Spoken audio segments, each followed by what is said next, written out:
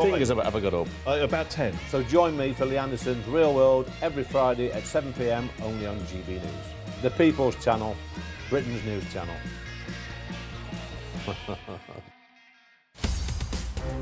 In the GB newsroom, we bring you the news as it happens. With our team of dedicated journalists across the UK, we're ready to keep you up to date with what's happening every half an hour, every single day.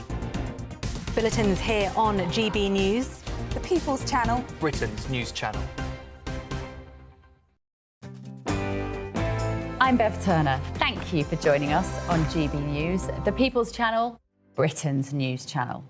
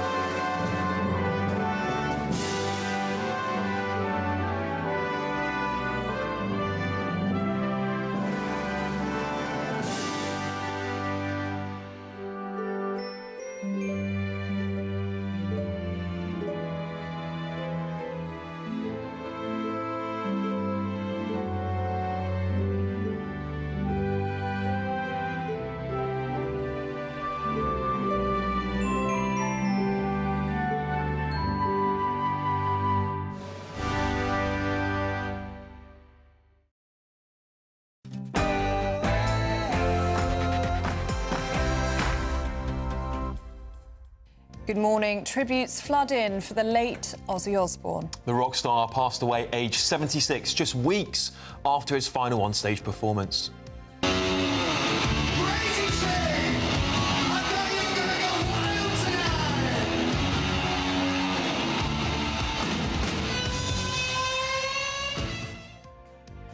We remember the incredible life of the Birmingham native turned Black Sabbath legend.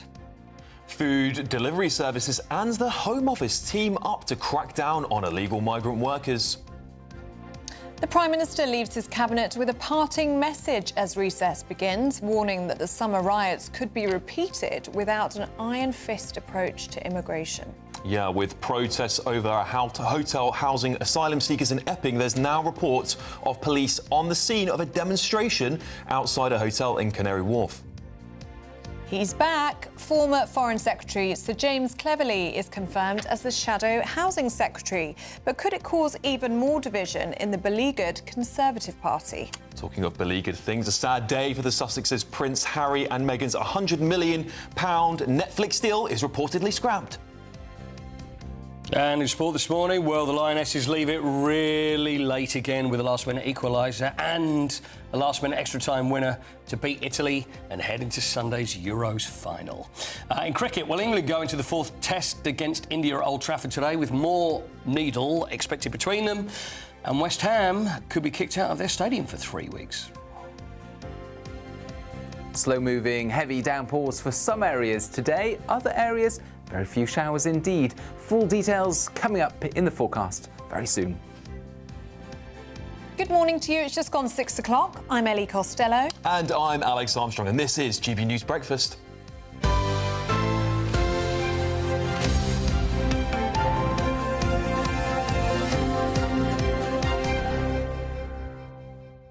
And we have to start by talking about the Lionesses last night because they kept us on the edge of our seats, didn't they? I'm tired today. They're not making it easy. Oh, for goodness sake. At least it didn't go to penalties. Well, thank goodness. That would have been a very English way to find after the last one, I mean, the penalties against Sweden, which went on all night. So thank goodness, Italy were really good. 1-0.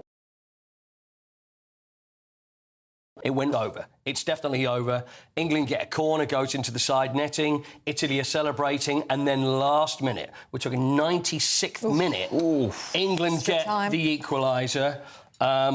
Which is Michel Adjumang, who I know Steph is a very big fan of. So, although she does play for Arsenal, I'm going to let her off with this one, but then half of them do anyway. 19 years old, scores the winner, scores again, comes on as a substitute, then goes into extra time, and then, right at the end of extra time, we get a penalty.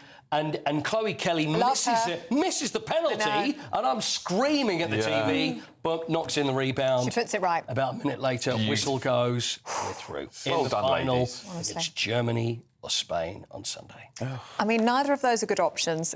What are our chances? Very good. I have to admit, I'm not an avid fan of women's football, so I don't follow it very much. But what are our chances against them when Germany or Italy? Well, you know what? Spain. Wait, no, it's Germany or Spain. Germany, Spain. Spain. They're both very good, Alex. Beat us obviously in the World Cup final, and we know about the kiss, and we know about the Rubiales and all that sort of stuff that overshadowed the whole thing.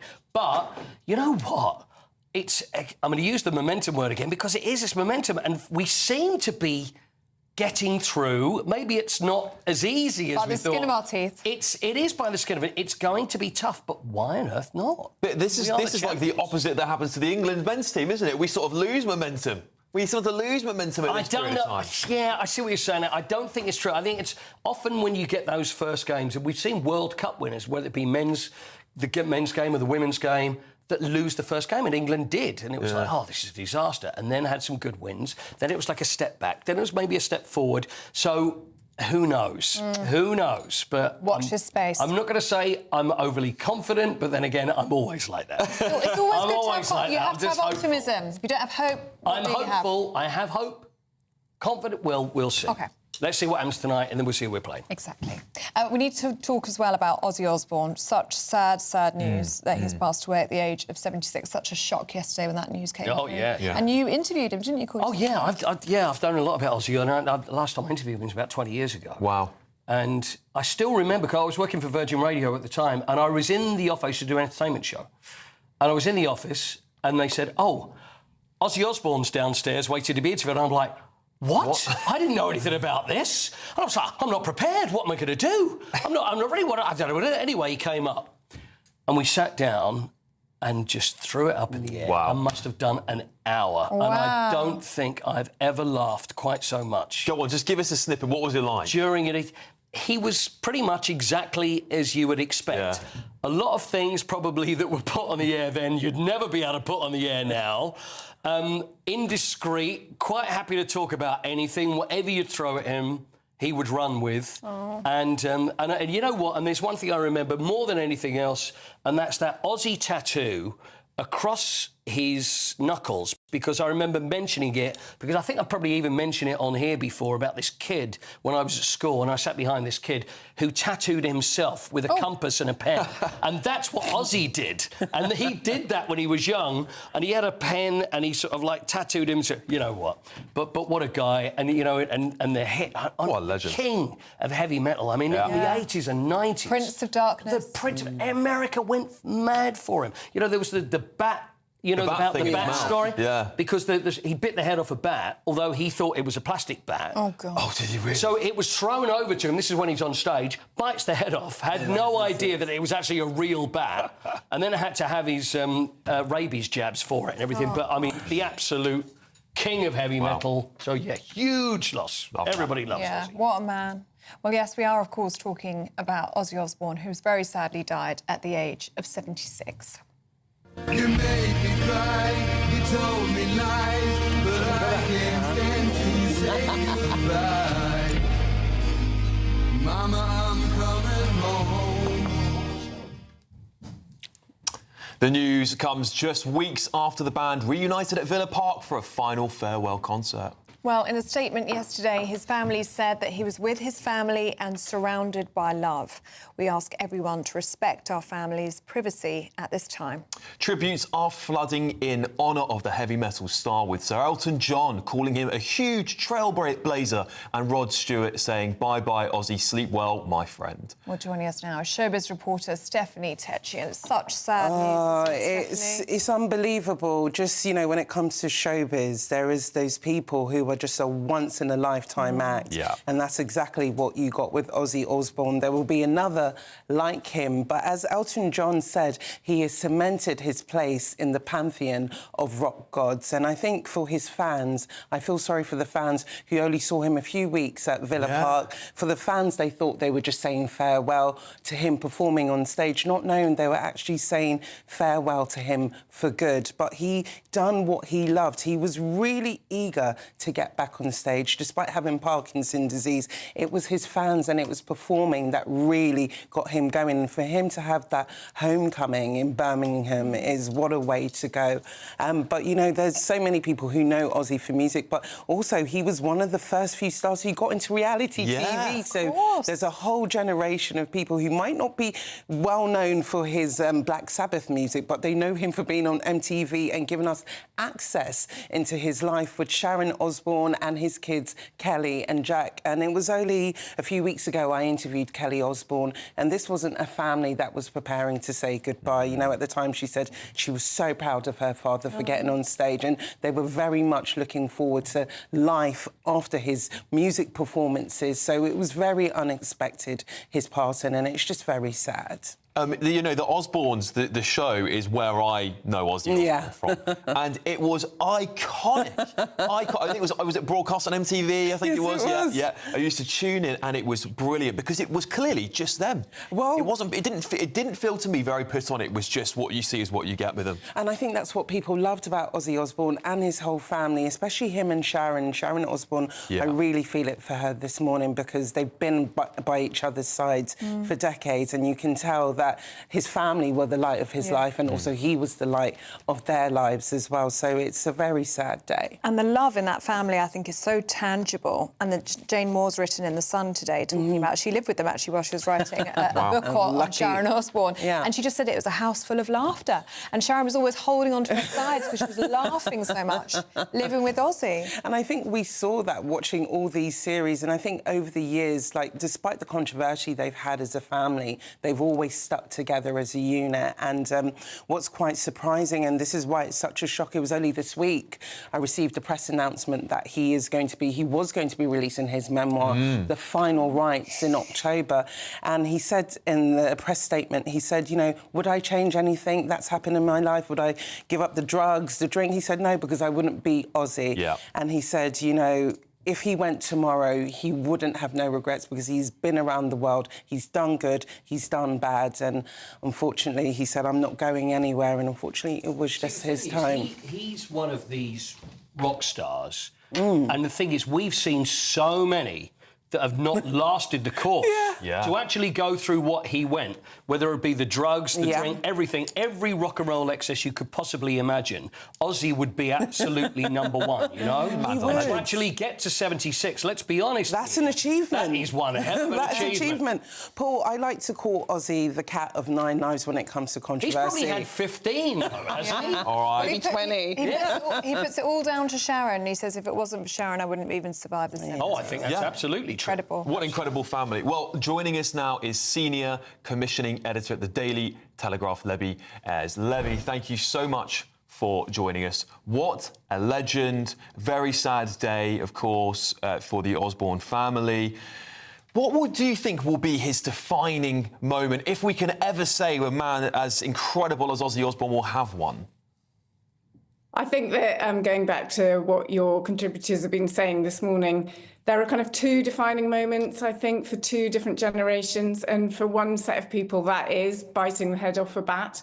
And, you know, I mean, it was on the front cover of every single tabloid in Britain. You know, he was a legend for doing that. He did have to have rabies shots. It sort of cemented what we thought of him as the Prince of Darkness. But for people of my generation, it was Ozzy shuffling around his LA mansion, shouting, Sharon, Sharon, you know, and it is impossible to understate the fact that he may be the Prince of Darkness, but he's also the king of reality TV. And, you know, way before we had the Kardashians, we had the Osbournes. And that was a whole generation that was brought up on celebrity mags, that was brought up on Ozzy, Sharon, Jack and Kelly, in their family home, just wandering around, being funny. I think, you know, very far from his stage persona where we had this, you know, terrifying, he had, you know, he played up to his image, he always wore black, he's got his crucifix around his neck. And at home, he might have been wearing that outfit, but then he was sort of wandering around the kitchen, wondering what to do. And we all fell in love with him. He got a new generation of fans that fell in love with him all over again. And I think when he was on stage in Villa Park a few weeks ago, we kind of saw both sides of him. You know, he was sitting on his massive throne. It had a bat behind it in reference to that scene of him biting the head off a bat. But also we saw that, you know, how much he loved his fans, how much he loved being back on stage again. And I think he called it, you know, without knowing what was going to happen in a few weeks' time, he called it his final encore. And that's what it's turned out to be. And, you know, what a legacy. What an incredible rock god way to go out. You know, he's had his final performance. He's achieved everything that he wanted to achieve. And then that's it. He's gone. And really incredible, I think. There's something so poetic about that, isn't it, Libby? Thank you so much for your reflections on Ozzy Osbourne there. Thank you very much. And do keep sending yours in. We can already see them coming through. gbnews.com/you'll say. We are going to keep returning to this, obviously, throughout the programme today, but such a loss and what a one-off. What a man, what a performer. I know, what a legend. Irreplaceable, irreplaceable. Anyway, now it's time for our daily reflection. The GB News Daily Reflection. Hello, my name is Joel Knight and I'm a vicar in the Church of England. Maybe it comes staring out across a stunning vista, mountains soaring into the sky, or a glorious sunset over a turquoise sea, or staring amazed into the eyes of a newborn baby, so fragile, so small, so infinitely precious. Those moments we feel there is more. Moments we need to reach beyond ourselves to explain the majesty, the awe we feel. We might call it transcendence or the divine. Mostly we live in a society that stifles such moments. We live as if reality has only one downstairs story and not an upstairs one too. But Christians believe there is more, the divine. He has come downstairs and his name is Jesus. When we realise there is more, how do we respond? Jesus' friend Peter, the fisherman, puts down nets at Jesus' bidding and catches more fish than he's ever caught before, and realises he's friends with the divine, with the one who sits above this world and has come downstairs into this world and directs the fish of this world exactly how he pleases. And Peter says, "Go away from me, Lord. I'm a sinful man." What do we do with those moments when we need to reach beyond ourselves to explain the beauty, the awe, the majesty we feel?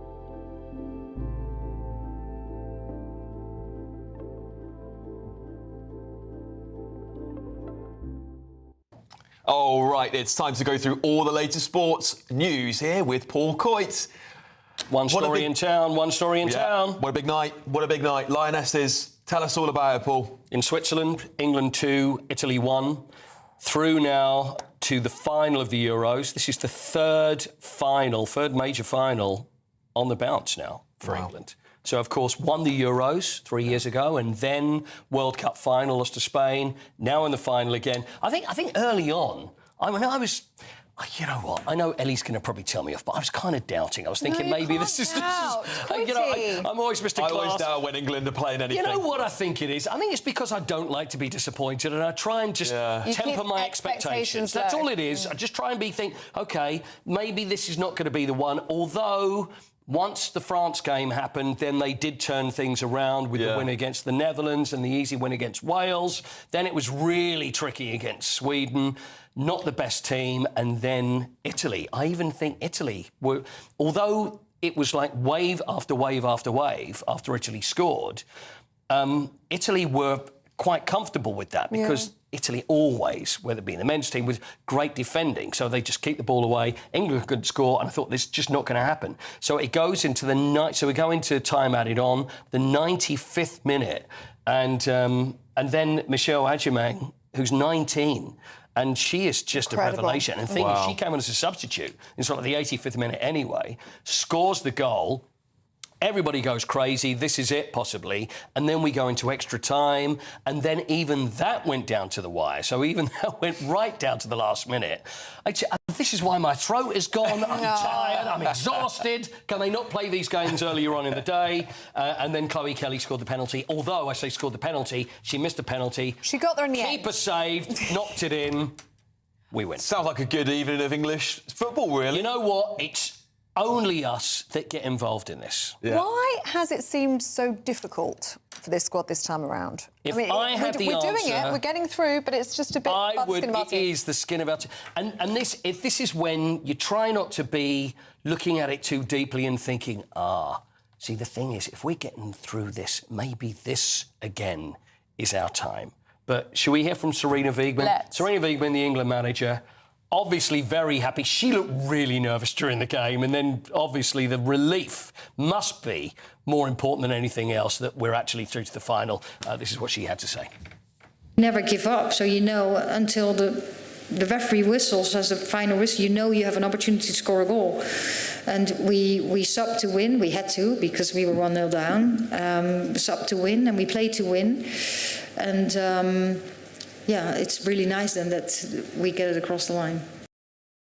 What more could you say about that? I mean, it's just like, there's always a chance you can score a goal, which is all very well. You could think, there's always a chance, but I don't know about her, but I'm thinking, I don't know whether this is going to happen, because each time it gets kicked away, each time, and then you think, no, some games you think it's just not going to go in. Do you know what? And I think it's more entertaining when you do get right to that last few minutes. And that feeling of scoring right at the end of extra time. Because you basically know you've won at that point. So it sits in the bag. But, you know, anything can happen. It is football after all. There's games like that where you can't really enjoy, and someone says, well, what was the game like? Yeah. And you go, I don't really know, because you sit like, I like this. That's how I am watching football. I mean, it's really difficult to watch, and you're thinking, no, this is it. And I really, honestly, I thought, no, this is it. And Italy were even celebrating, because the thing is, Chloe Kelly had a corner, and this is right towards the end, and thinking, this is our last chance. Yeah. And she hits the ball so badly into the side netting, and then you see the Italian fans, everybody's celebrating. Yeah. That's it, surely the whistle's going to go. And then literally 30 seconds later, we score, and there's no feeling like that. Do you know what? I feel like I'm going to have to watch it now, because I didn't see it, so I feel like I'm going to have to tune in and watch it, because that does sound like good. It's not going to be the same. No, if you try and forget the score and forget what it is, because then you just be going forward to the best bits. But 5 o'clock Sunday, the Euros final. It's either going to be Germany or it's going to be Spain, and I think it's going to be tough, but we're going to be fine. Oh, it's going to be tough. We have our fingers crossed. Absolutely, we'll do it. Thanks, Toity. We'll do it. Good luck, ladies. All right, let's get your weather update with Ada McGiven.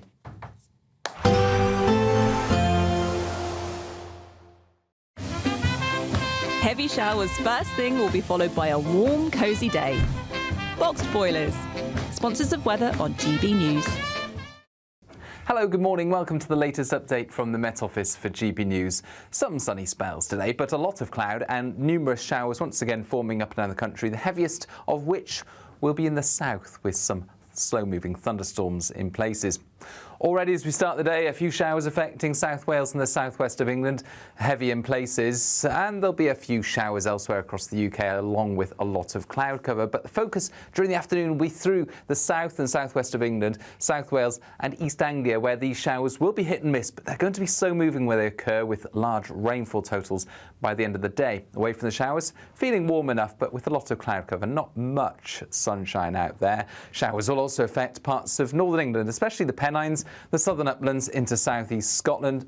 Drier towards the north and west of Scotland, certainly compared with how we started the week. And for Northern Ireland, likewise, drier and brighter compared with how we started the week. A more settled interlude is starting to arrive for the end of Wednesday, but we keep some showers going across the south and southeast. They will fade into the evening. Drier, clearer weather begins to turn up, especially towards Wales and the southwest. After that very showery day, it's going to be a dry end to the day with clear spells, and those clear spells, along with light winds, will lead to a fresher feel as we begin Thursday. Temperatures typically dipping into the low teens, perhaps a little lower in some sheltered spots, a bit milder towards the east, but otherwise a fine start to Thursday for most of us. Some areas of cloud here and there, and further showers into the north of Scotland, and then more especially northern England into the Midlands, the east of England. Those showers will get going. Now, these will be slow moving once more, and some particularly heavy rain could affect East Anglia. But towards the west, it's drier, sunny spells breaking through, temperatures reaching the mid-20s in places. There will be a light breeze in the morning, leading to a warm front. Boxed heat pumps, sponsors of weather on GB News.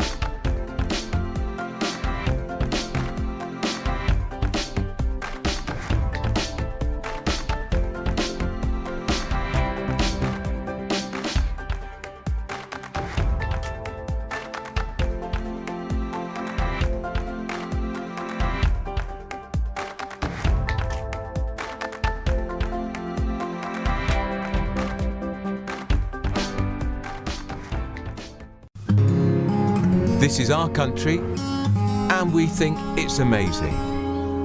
From high tea to the high street, we love it all. Even the rain, we like that too. There's nowhere else we'd rather be. That's why we're here to be the fearless champion of Britain, its voices and its values. Because we are GB News, the People's Channel, Britain's news channel. You've read the headlines, you've heard what those in power have to say. How about now we actually get to the truth? They would pay attention. We go beyond the political theatre and tell you what's really going on behind the scenes. For a massive council tax hike, one of the biggest in the UK. Others follow their lines, but we go off script. You cannot have broken records, select week after week. Cutting through the narratives and giving you unique perspectives. That's Ben Leo tonight, Saturdays and Sundays from 9 p.m. on GB News, Britain's news channel. Exciting news. Every Friday, my Patrick Christie's Tonight Show is going to have a twist to it. We're welcoming some special guests. You. That's right, on Fridays I'm going to be doing my show in front of a live studio audience because this show is about you and what you have to say. It's going to be the same big debates, same big topics, same big opinions, but every Friday night at 9 p.m. you are invited to come on down to Patrick Christie's Tonight to be a part of the action. Only on GB News, the People's Channel, Britain's news channel.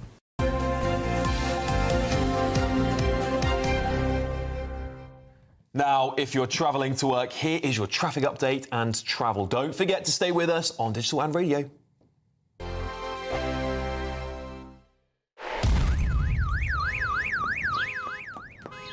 Crash Law 24 sponsors GB News Traffic and Travel Report. Good morning. This is the latest AI travel news from gbnews.com. The M77 is closed between junctions 5 and 6 due to a collision. Motorists should plan alternative routes and expect delays. The M4 westbound at junction 41 is closed for surveys, with diversions set up. An incident keeps the Bolton M61 southbound entry slip at junction 4 closed until closer to 9:45 this morning. Similarly, Hampshire residents will find the A3M northbound exit slip at junction 4 shut after an accident, with conditions normalising by 9:15 this morning. And on the trains, Great Northern and Hull trains operate a reduced schedule due to industrial action. For more travel news, go to gbnews.com. Crash Law 24 sponsors GB News Traffic and Travel Report.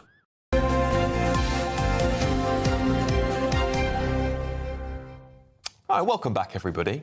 Well, food delivery companies are cracking down on illegal migrant drivers. Well, it follows GB News tirelessly exposing the scandal over the last 2 years. Yeah, the Home Office have confirmed delivery drivers will now go under digital checks to verify their accounts. Well, it comes after Deliveroo and Just Eat account holders were found subletting their accounts to illegal migrants without any rights to work here. Yeah, to talk about this, we're joined by former political advisor James Schneider. James, thank you very much for coming in to talk about this. Now, this is quite a big update. Now, I'm a little bit critical of this because I believe these companies could have done this if they wanted to, but it's taken the government to step in and crack down on it. This is, of course, part of Labour's broader strategy now to crack down on the illegal migrants working illegally here in the UK when they get here. Well, the government is giving a bit of a PR hit to 3 terrible companies that are pushing down, and their whole business model is based around pushing down working conditions and pay. This is a growing sector of the economy, not just in Britain, but right around the world. And it functions by trying to reduce the paying conditions of people who work in it. So it's not surprising that it seeks to hyper-exploit any groups of workers that they can do. The solution to this is not what the government is doing, thinking that it can team up and get them to have a few tweaks to their platforms. You require 2 things to deal with these gig work platforms. The first is they need to be unionised, properly unionised, so that you can bid up paying conditions and you can standardise them. And the second is they need to be properly regulated. Fortunately, in other countries, there's been a huge wave of much better regulation of the apps, including getting social welfare for workers. We've seen new laws in Spain, in 3 states in India. Malaysia is currently consulting on a new one. So really, you know, these apps, which are very growing, Deliveroo is a profitable company. It made, I think, £750 million in profit last year. These are companies whose business model is not in the broader interests of most people in the country, and it's certainly not in the interests of its workers.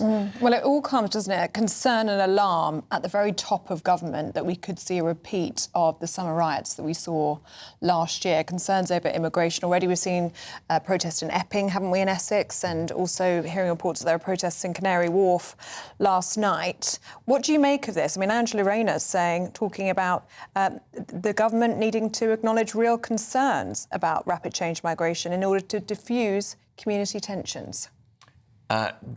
They've been acknowledging concerns as so as the last government to the one before, and that doesn't do anything to diffuse it.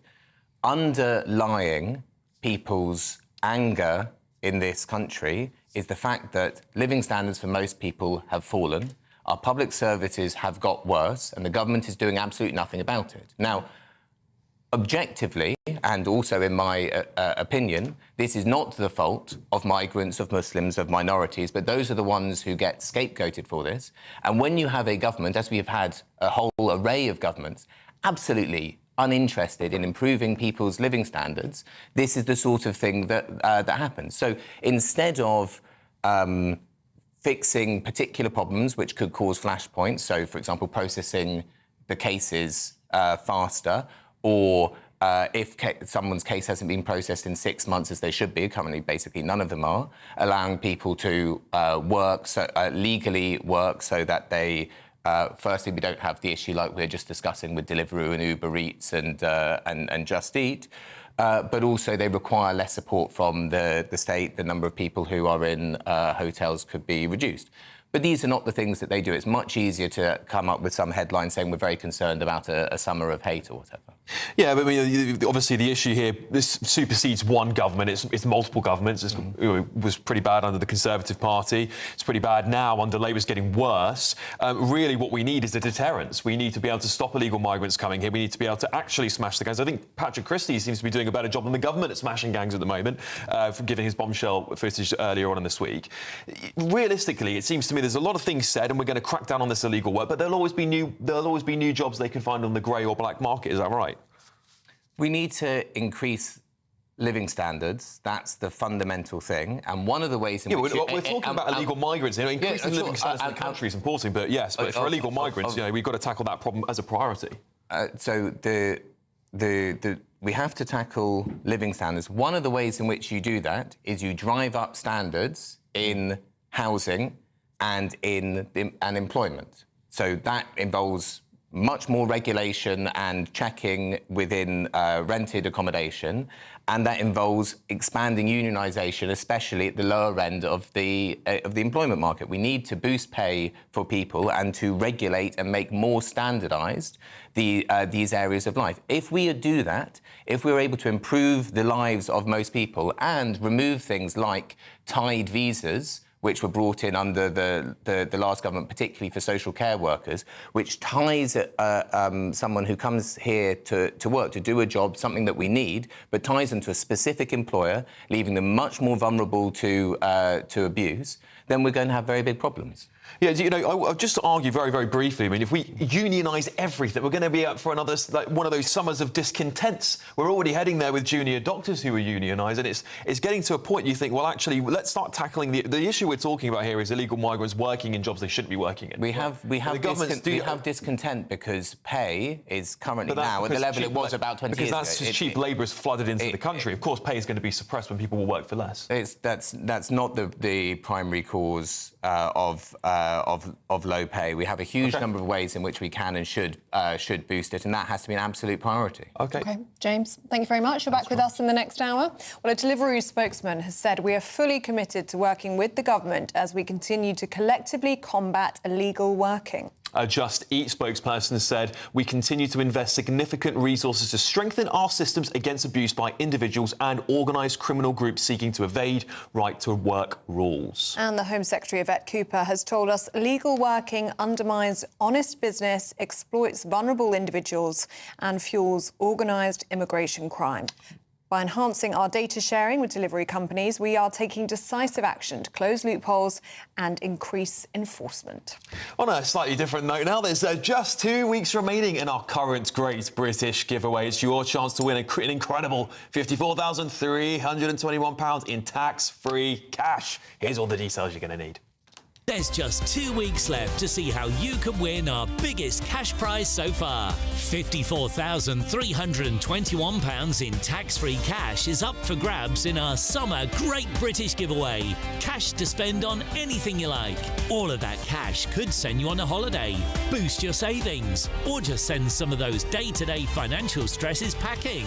Lines close on the 1st of August, so make sure you don't miss out. For another chance to win, text cash to 63225. One entry costs £2.50 plus one standard network rate message. Or text bonus to 63225. 5 entries cost £5 plus one standard network rate message. Go to gbnews.com/win. Entries start at £2.50. Call 0903 686 3232. Calls cost £2.50 plus your network access charge. Or post your name and number to GB14 PO Box 8690 Derby DE1 9TT. UK only. Entrance must be 18 or over. Lines close at 4 p.m. on the 1st of August. Please check the closing time if listening or watching on demand. Good luck. Welcome back to Britain's Newsroom with Andrew and Beth. Hello everyone, Patrick Christie is here. I'm Michelle Duke, Britain's News Channel. Access the stories that matter to you. Take the GB News family with you on any device. And as long as you have an internet connection, tune in to GB News anywhere on the planet or beyond. GB News, the People's Channel, Britain's News Channel.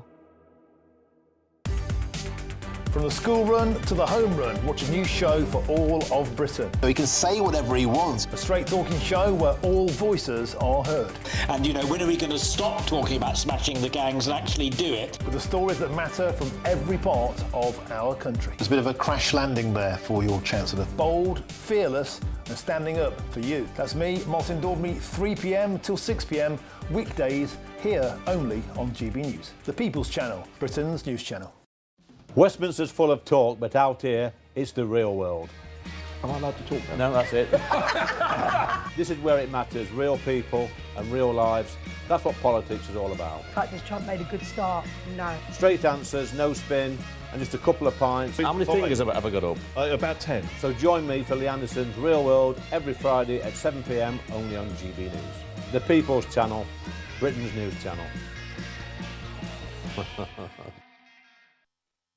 You want to know what's really going on in the corridors of power? Labour don't know what to do with you half the time, and that makes you quite lethal in the chamber. Get behind the headlines with Chopper's Political Podcast. Join me, Christopher Hope, as I sit down with the great and the good of British politics. We'll see where this ruling takes us. These are the stories shaping our nation. Chopper's Political Podcast, available now on all platforms. Listen in and stay ahead.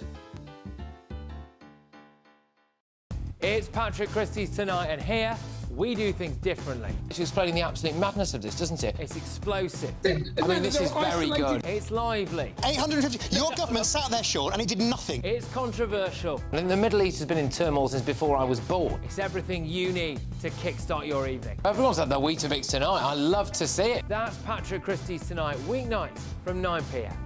Only on GB News, the People's Channel, Britain's news channel. Hi, I'm Michelle Dewberry, and my show is your opportunity to cut through all the noise and dive in headfirst to some robust debates. Ideas clash. Situation, no, isn't it? No, because the failure is you're deliberately avoiding my point. Nothing's held back. And if you think this is the end of it, wait for more. And we do not shy away from the difficult stuff. Sometimes I want to shake people and say, if only you understood. So join me on Dubes & Co. weeknights at 6 p.m. only on GB News, Britain's news channel.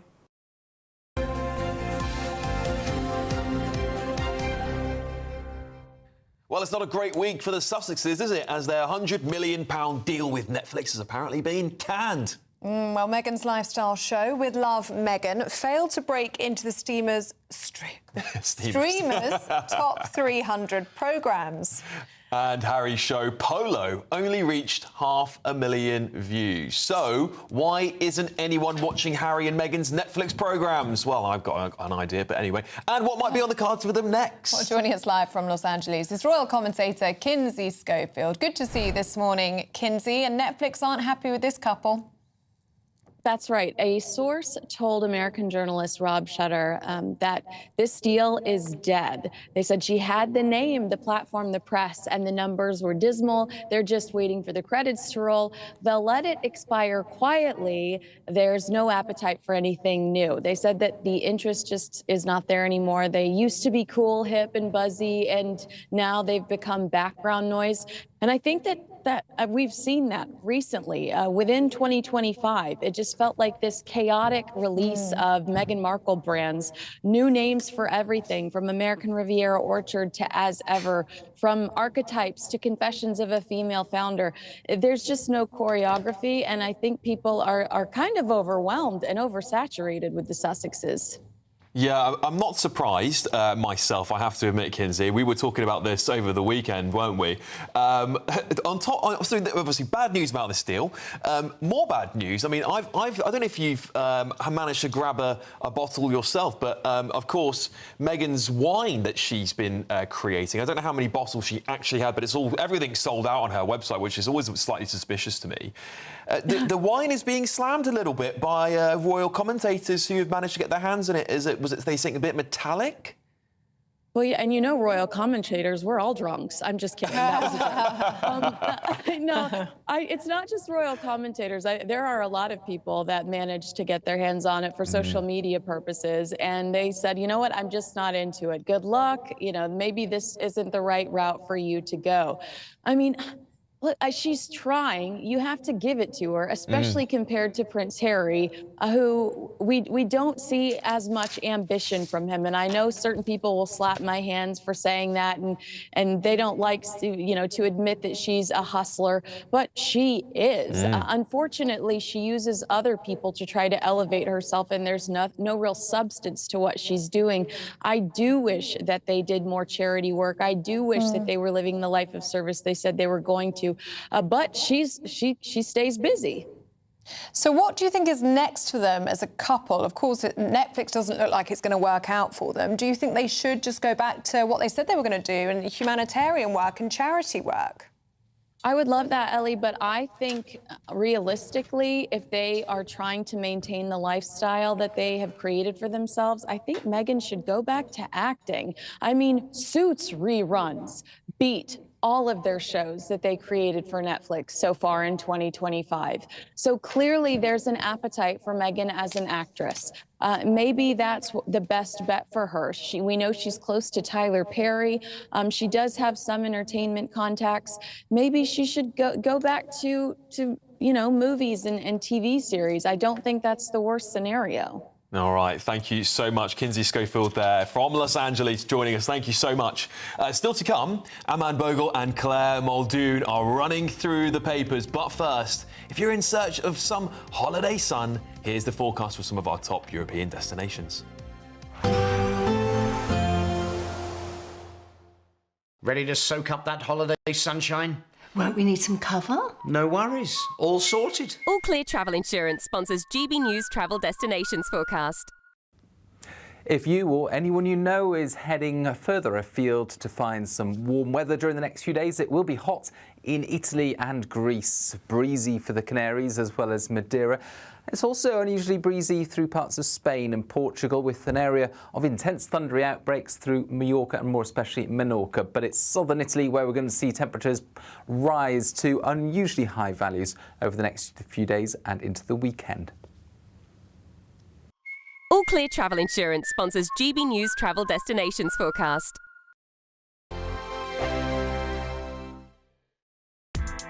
Join me, Nana Akweer, for an informative, interactive news programme with a difference. It's fun. No, he didn't say that, Dave. I'm so surprised. I think there's an element of truth to that. Join me from 3 p.m. every weekend, only on GB News, Britain's news channel. Good afternoon, Britain. Weekdays from midday. Welcome to the Bakerloo line, where over the last year, 2 years, every single carriage seems to have been just absolutely covered in graffiti. So we're out this morning to try and do what the Mayor, Sadiq Khan, seemingly can't. Let's clean up the tube. Look, these doors used to be covered in graffiti, but no more. See, it's not impossible. Not impossible it is, because there is so much that can actually be done. And just a few friends of mine, actually a guy called Joe Reeve, who organised this all, he's from the campaign group Looking for Growth. And he got in touch and said, do I want to come? And I was like, absolutely, I bloomin' do. Because I think we can show some pictures of some of our work, which was just on Sunday morning. And it was actually remarkably simple. What we did was we sprayed the graffiti with sort of anti-graffiti spray, eco-friendly anti-graffiti spray, actually, as it is. I didn't know it was a thing. A bit of scrubbing, and look, it just comes off. I mean, this stuff is not rocket science. A total lack of imagination, a total unwillingness to do anything about the sort of social decay that we're seeing in our cities in the country at the moment. A laziness, a profound laziness and lack of political will at the heart of the governance of London that means that people are just like, oh, the washing machine's broken, we'll just live with this social decay. Well, no, you don't have to live with the social decay. You can come up with new ways to do things. You can give some people some sponges, some water and some graffiti spray and get that stuff off. It's not impossible. Pull your socks up, Sadiq. Do something about it. GB News, the People's Channel. Britain was once the envy of the world. But look around. A nation that no longer knows what it is or where it's going. A country that's broken. How do we fix Britain? How do we bring it back? Friday night with Matt Goodwin at 8 p.m. Only on GB News. This is Britain's newsroom, where your voice matters. It's just astonishing. With expert analysis and honest opinion, we don't just keep you informed. We bring you unique perspectives you won't see anywhere else. Can't argue with any of that. When the news happens, it happens here. On Britain's newsroom, weekdays from 9:30 a.m. Only on GB News.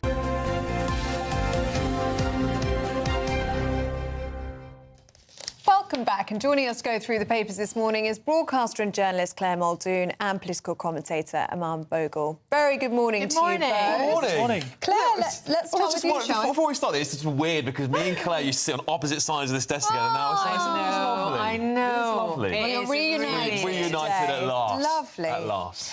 Claire, this isn't so lovely. The Prime Minister's fears for a summer of riots in fraying UK. Yeah, and Angela Rayner came out yesterday and said after they had an away day in June, on the back of that, one of the executive directors of the government said, look, it's a disparate, broken Britain, right? And this is it. But Angela Rayner has actually come out and said, because of deindustrialisation, because of lack of resilience in places of abject poverty, and indeed lack of pride of the country, people have become so upset, so disingenuous and so angry about what's happening in the country. Wait, so she didn't mention anything at all about the hotels, the illegal migrant hotels, she just went straight for it's Thatcher's fault, Alex, basically. No, well, listen, let's take a bit of a step back, OK? These hotels were running under Conservative leadership, OK, for the past 10, 14 years. Yep. Labour inherited an awful lot of mess, but Labour, in my view, haven't done much to actually help engage the country, get inside it. Now, for all she was banging on yesterday about the reasons why, she was pointing to going forward. Well, I'm sorry, in my view, she shot herself in the foot because everything that she said is a result of what's happening. Reform have said where it was going to happen, and indeed the only party that have come out to say we can actually help with this is Reform.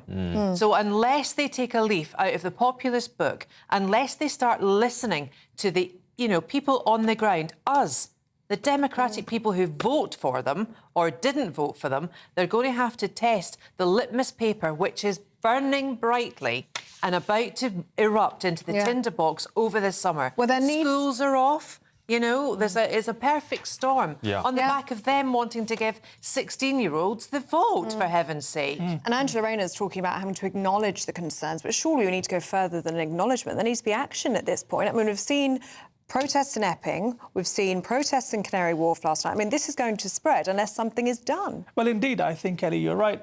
This all boils down to a lack of accountability that has been there for quite a long time now. We have a Home Secretary who's missing in action.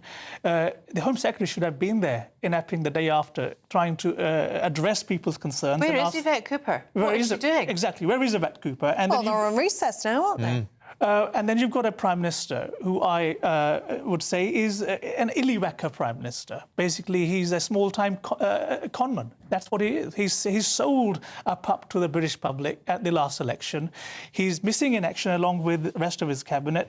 And whenever something kicks off, because people are too fed up with what's going on in our country, he labels them as the far right. Yeah, he had this interview the other day in the House of Commons. I can't remember what committee he was talking to, and he was asked about his, how would he rate his time? And one of the things he says he's been very bad at is communication. The government's been bad at communication. We're looking at this Britannia Hotel in Canary Wharf, which currently has no asylum seekers in it. Right? Just to be super clear, there's nobody in it, and there's a protest forming. This is the sort of stuff, don't you think, the government should be coming out and communicating to the public? But what did we have yesterday? We had first the Home Office denying that this hotel in Canary Wharf had any links at all with the migrant situation, and then it was confirmed later in the day, well, maybe it might have been put on hold as a possible overflow for Manston Airport. Well, that's exactly it. GB News understands that the Britannia Hotel in Canary Wharf had been taken over in case of any need for an overflow hotel for migrants at Manston Airport. The cost per night of rooms at the Britannia Hotel in Canary Wharf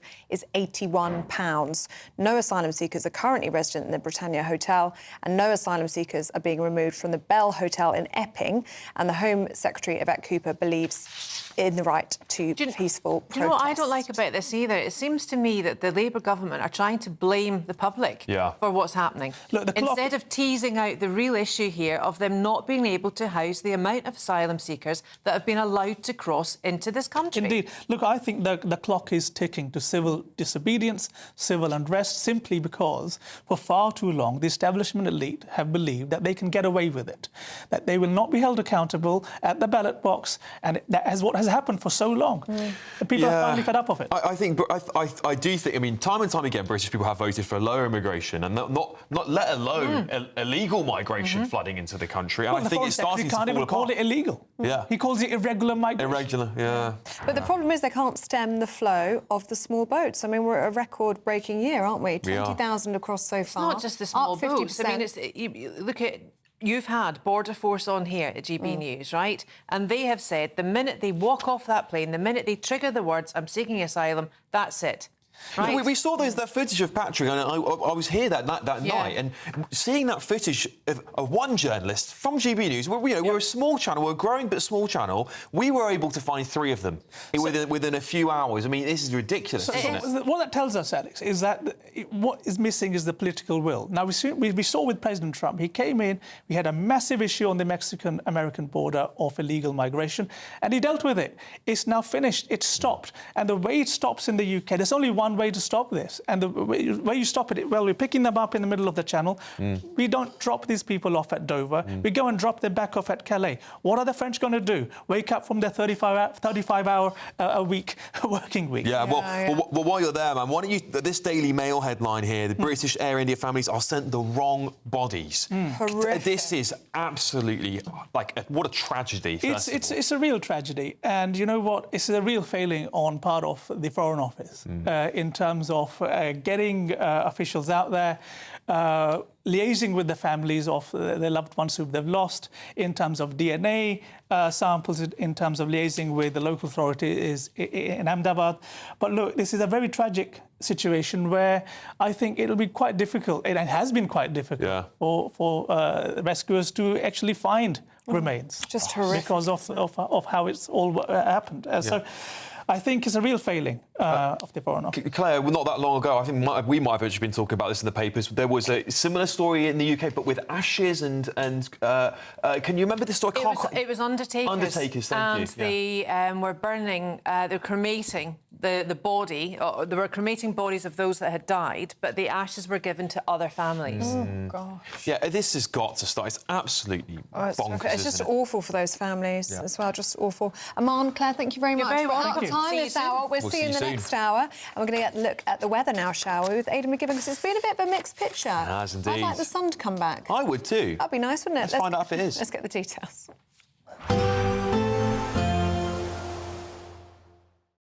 Expect a warm front, moving from the kitchen right through to the rest of the house. Boxed Boilers, sponsors of weather on GB News. Hello, good morning. Welcome to the latest update from the Met Office for GB News.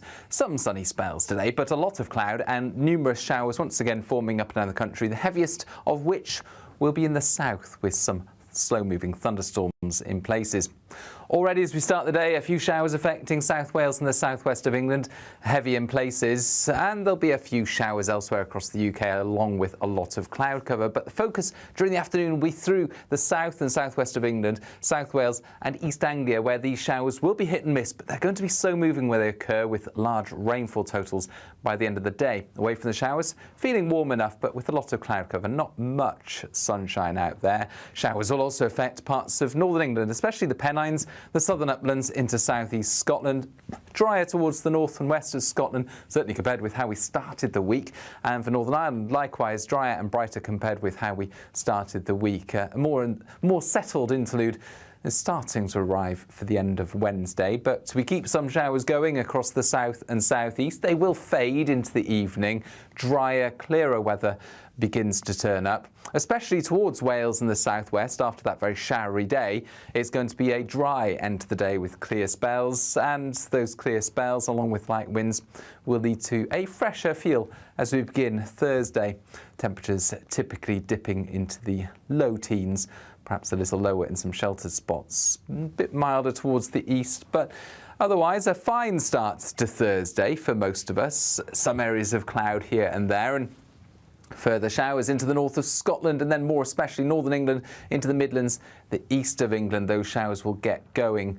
Now, these will be slow-moving once more, and some particularly heavy rain could affect East Anglia. But towards the west, it's drier, sunny spells breaking through, temperatures reaching the mid-20s in places. A positive outlook through the night will power through to a bright day ahead. Boxed Home Battery Storage, sponsors of weather on GB News.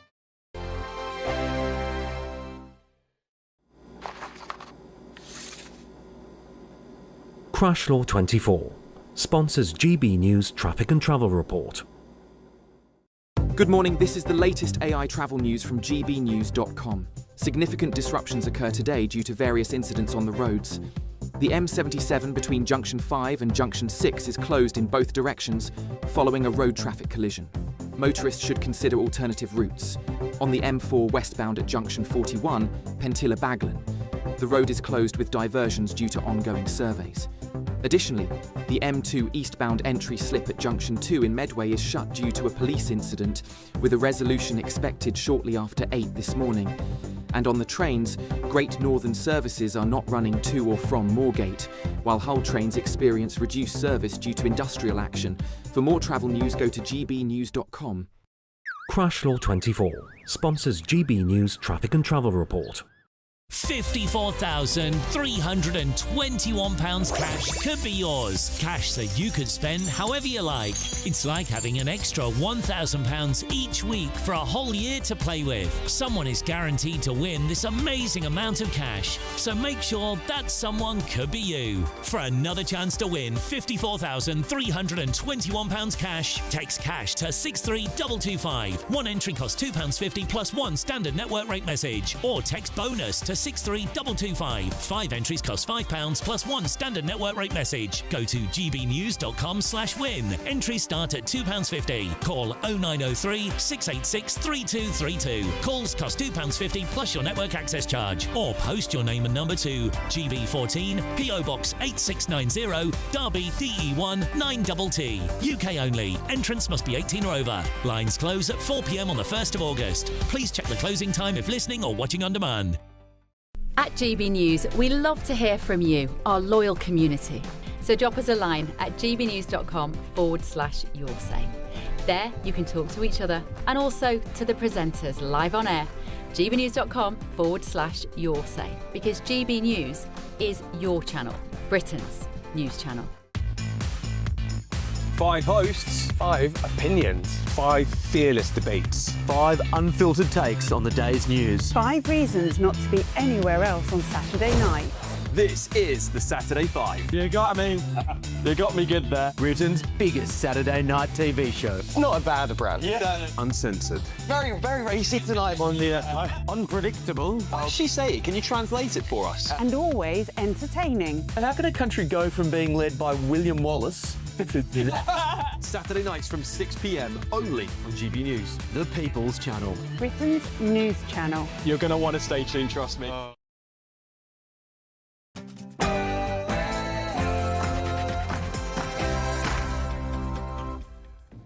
Good morning. Tributes flood in for the late Ozzy Osbourne. Yeah, the rock star passed away just aged 76, just a few weeks after his last onstage performance.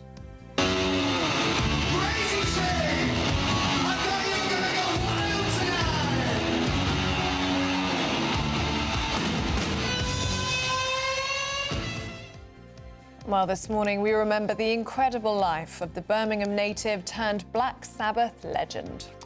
And food delivery services and the Home Office have teamed up to crack down on illegal migrant workers. The Prime Minister leaves his cabinet with a parting message as recess begins, warning the summer riots could be repeated without an iron fist approach to immigration. Yes, with protests over a hotel housing asylum seekers in Epping, there's now reports of police on the scene of a demonstration outside a hotel in Canary Wharf. He's back. Former Foreign Secretary Sir James Cleverly is confirmed as Shadow Housing Secretary. But could it cause even more division in the beleaguered Conservatives Party? We'll be asking the man himself in about 15 minutes' time. And as MPs set off on their summer break, we're debating if the 15 weeks of recess they should get every year should be reduced. Sport this morning, the Lionesses, well, they leave it really late again with a last-minute equaliser and last-minute extra-time winner to beat Italy and now heading to Sunday's Euros final. In cricket, England going to the 4th test against India at Old Trafford today with more needle and more trouble and more arguments expected between them, so that'll be fun. And West Ham could well be kicked out of their stadium for 3 weeks. I'll tell you why shortly.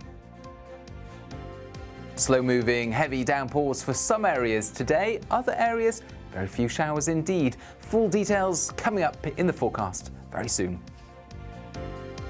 Good morning, it's just gone 7 o'clock. I'm Ellie Costello. And I'm Alex Armstrong, and this is GB News Breakfast.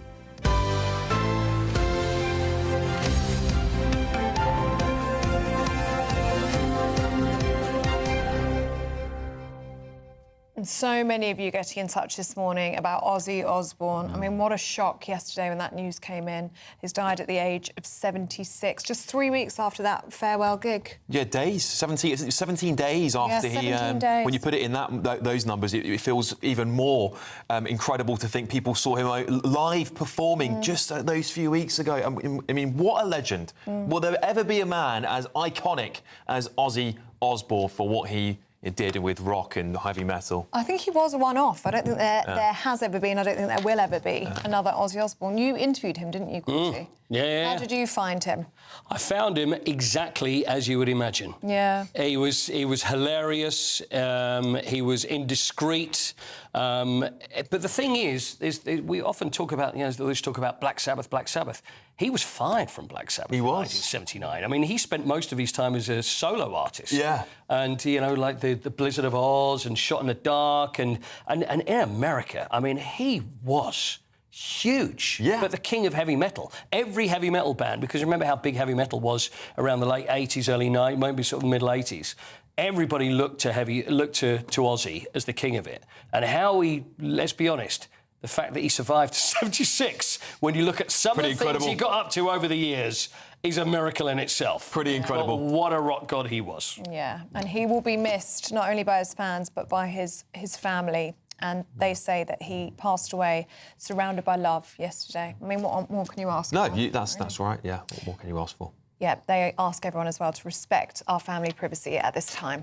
Of course, tributes are flooding in honour of the heavy metal star, with Sir Elton John calling him a huge trailblazer and Rod Stewart saying, "Bye-bye, Ozzy, sleep well, my friend." Well, joining us now is showbiz reporter Stephanie Tecci. And he's right, isn't he, Elton John, reading these tributes? He was a trailblazer. He was. I think, we don't see artists of Ozzy Osbourne's kind anymore. Just the amount of things he managed to get away with and the kind of character he is. I think a lot of artists now are too polished. They're too clean, they can't speak their mind, where Ozzy Osbourne, what you saw is generally what you got. And I think it's just a very sad day for music fans worldwide. He literally rocked on right till the end, and I think it's a comfort to his fans and his family that he managed to have that homecoming in Birmingham in Villa Park, because it was something he really wanted to do. Despite having Parkinson's disease, he always said it was my fans that gave me the joy, and I just loved talking to them. So I think it's a moment that will actually go down in music history. Yeah, and I remember him, of course, and maybe some of us on the panel here remember from the Osbournes.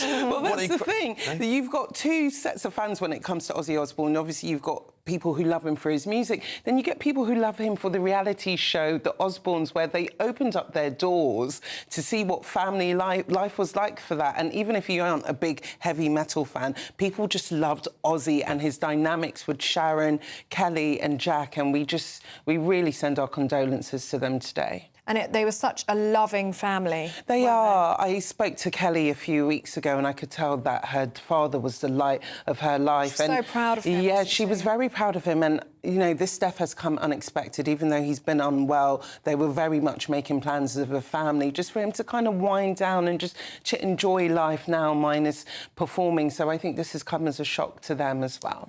Yeah, obviously he was a bit of a troubled lad growing up, but this maybe has what propelled him to do what he did. I think he admitted that he was put in prison for 6 weeks for stealing clothes.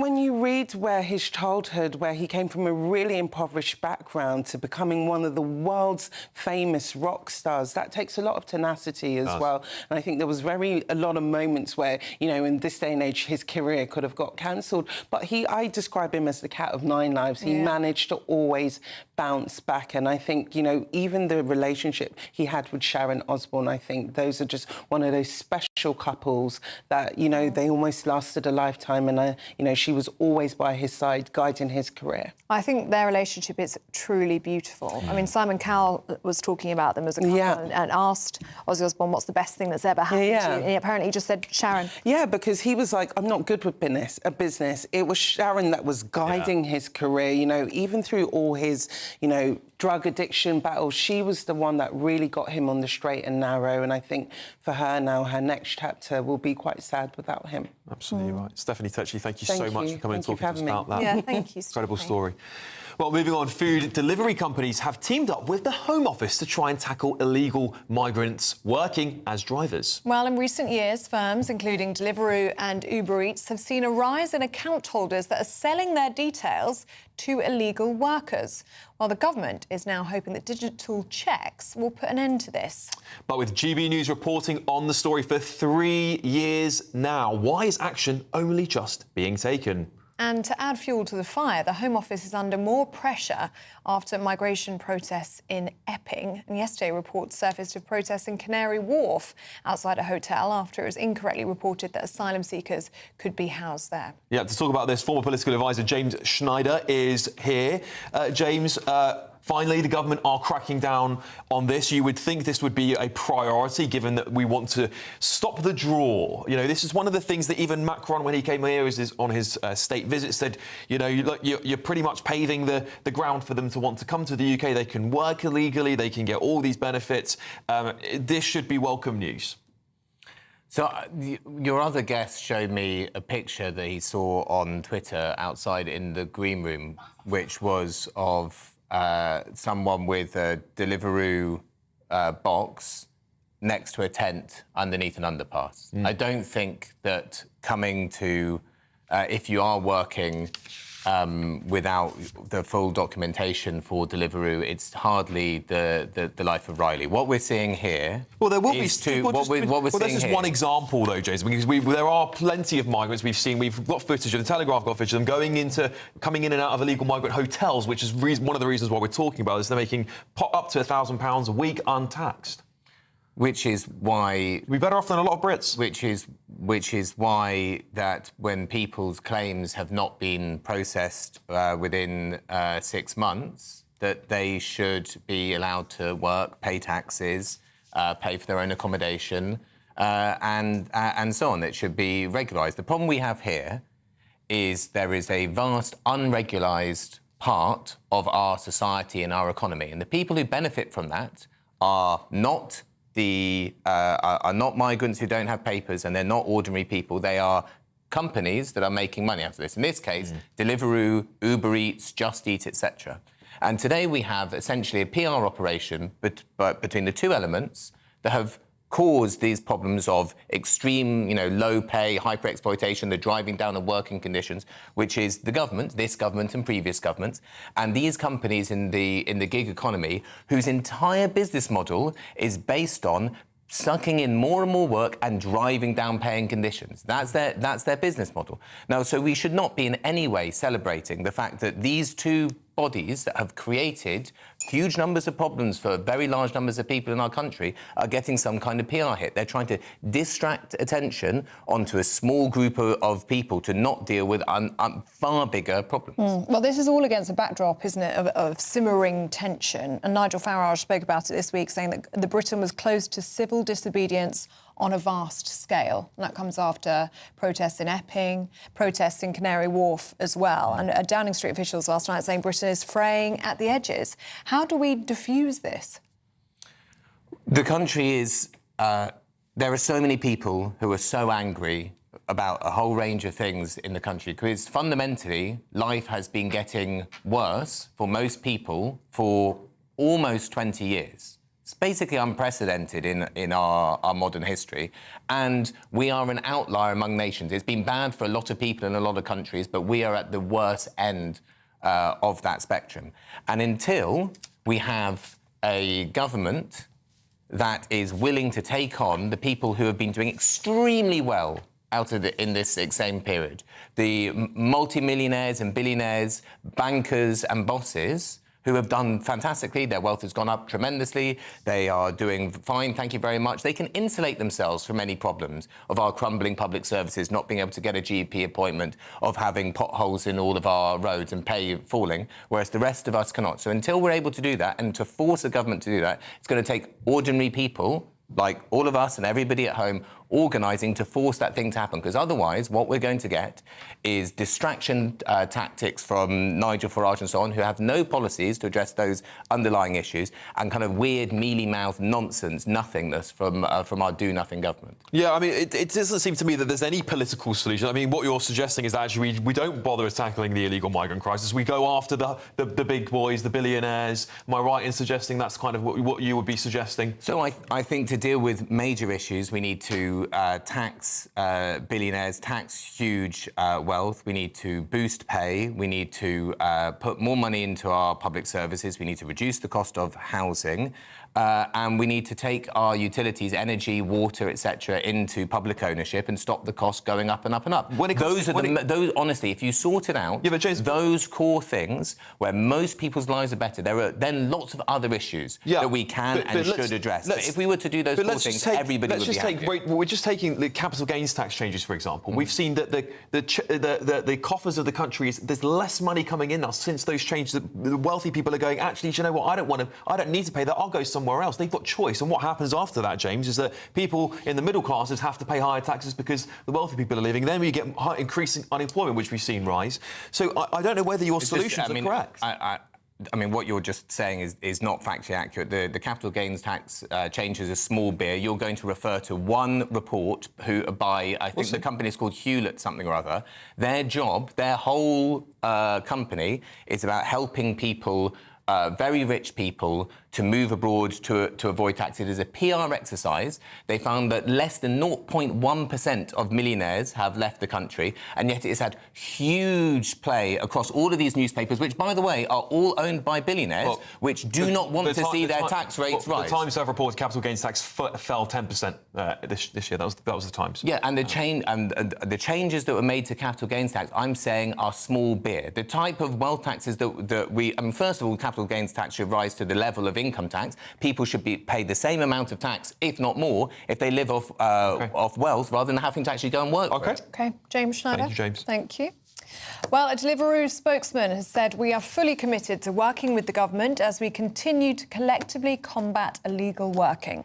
A Just Eat spokesperson added, "We continue to invest significant resources to strengthen our systems against abuse by individuals and organised criminal groups seeking to evade right-to-work rules." The Home Secretary, Yvette Cooper, has told us that illegal working undermines honest business, exploits vulnerable individuals and fuels organised immigration crime. By enhancing our data sharing with delivery companies, we are taking decisive action to close loopholes and increase enforcement. OK, right, we will see you after the weather with Aidan McGivern.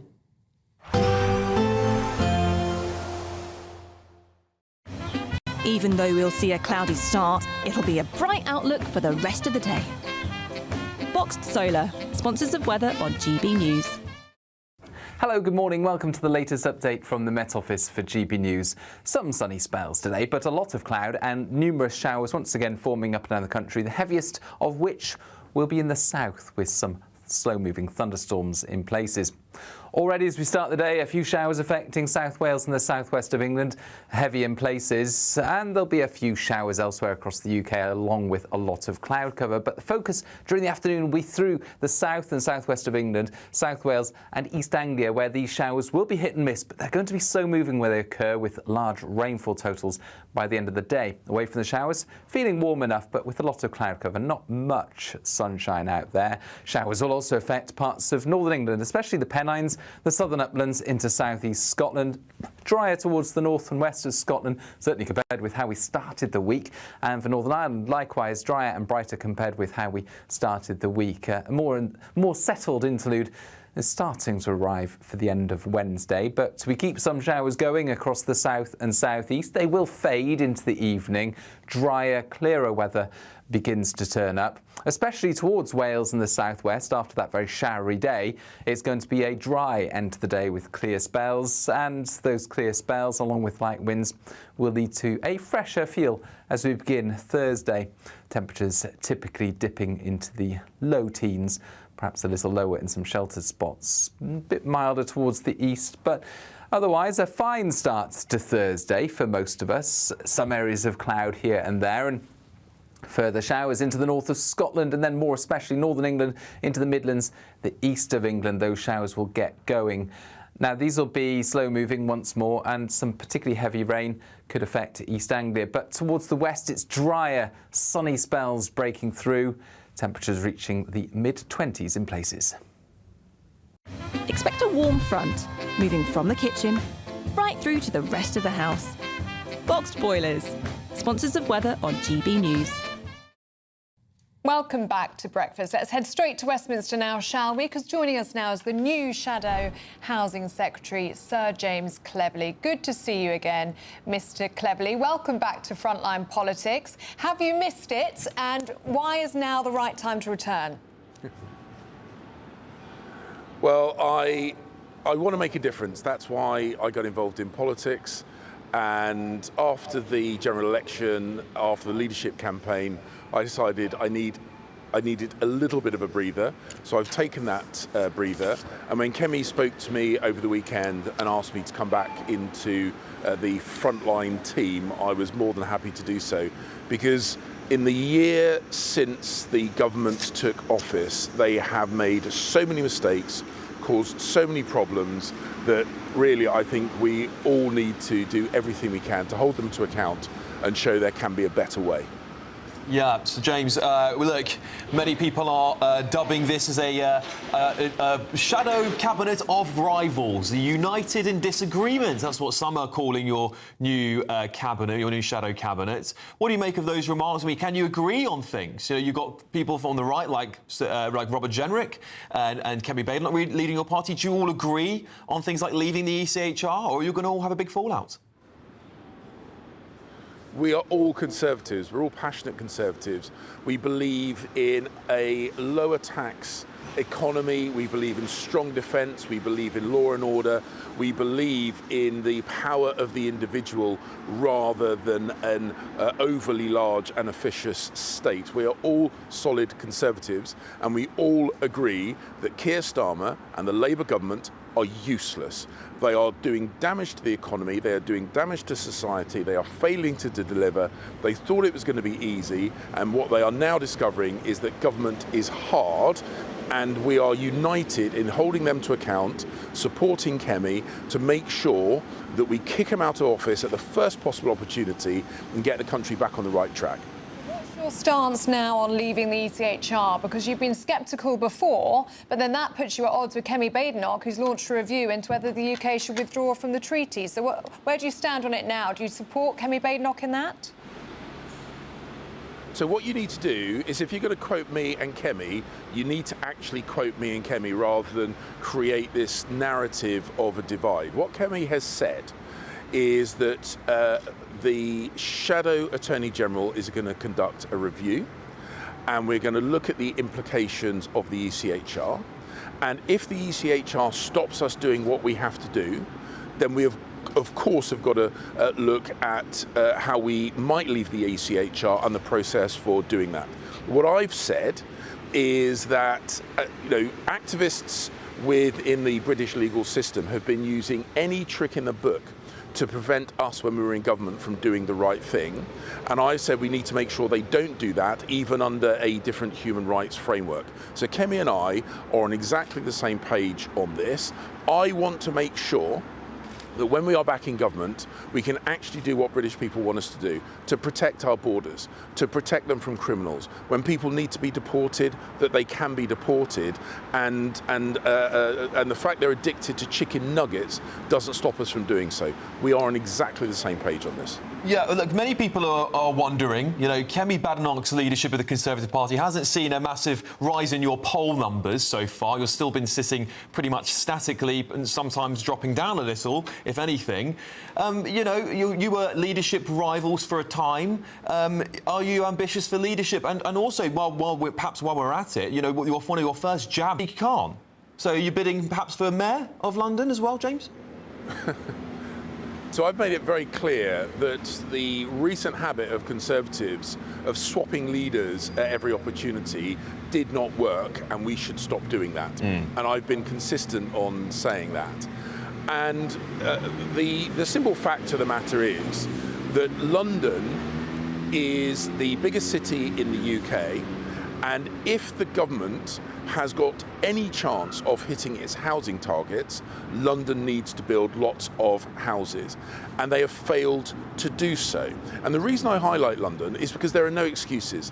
They've had a Labour mayor, they've now got a Labour government. They said they were going to build 80,000 houses a year, and in the first quarter of this year they built 1,210.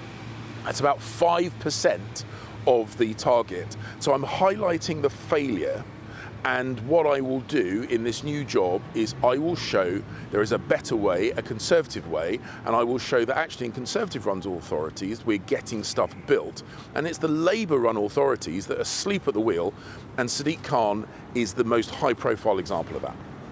Can I ask you about reform? Because Reform welcomed another Tory defector yesterday in Wales, Laura Ann Jones, and Nigel Farage actually made a prediction yesterday that the Tories will cease to be a national party after next May's elections. How are you going to counter the threat of reform? Well, what we are going to do is show the people, whether it be in Wales or London or the rest of the UK, that it is the Conservatives who are actually the ones with the plan to run the country. I'm not going to obsess about reform. They have a one-in, one-out policy. They lose elected people just as quickly as they gain them. So I know everyone loves talking about Nigel. Nigel's very good at getting you guys to talk about him, but I'm not going to.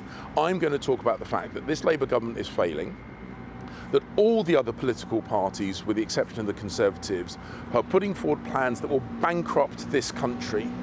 And if you break the economy, you cannot protect your borders, you cannot fund the armed forces, you cannot provide the public services that people need, and you cannot support businesses. And every single other political party in the British system, other than the Conservatives, are putting forward plans that will inevitably break the British economy, and we're not going to do that.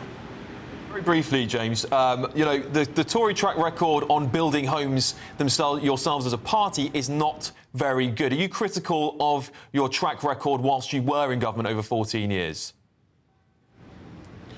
So we built millions of houses when we were in... You missed every target, Mr Cleverly. You missed every single target you set for yourselves. We built 1 million homes. And how many people did you bring into the country at the same time? We got the economy growing. We got the response to the energy price spike because of the war in Ukraine and the repercussions of the pandemic we dealt with, and we got the economy back in good shape.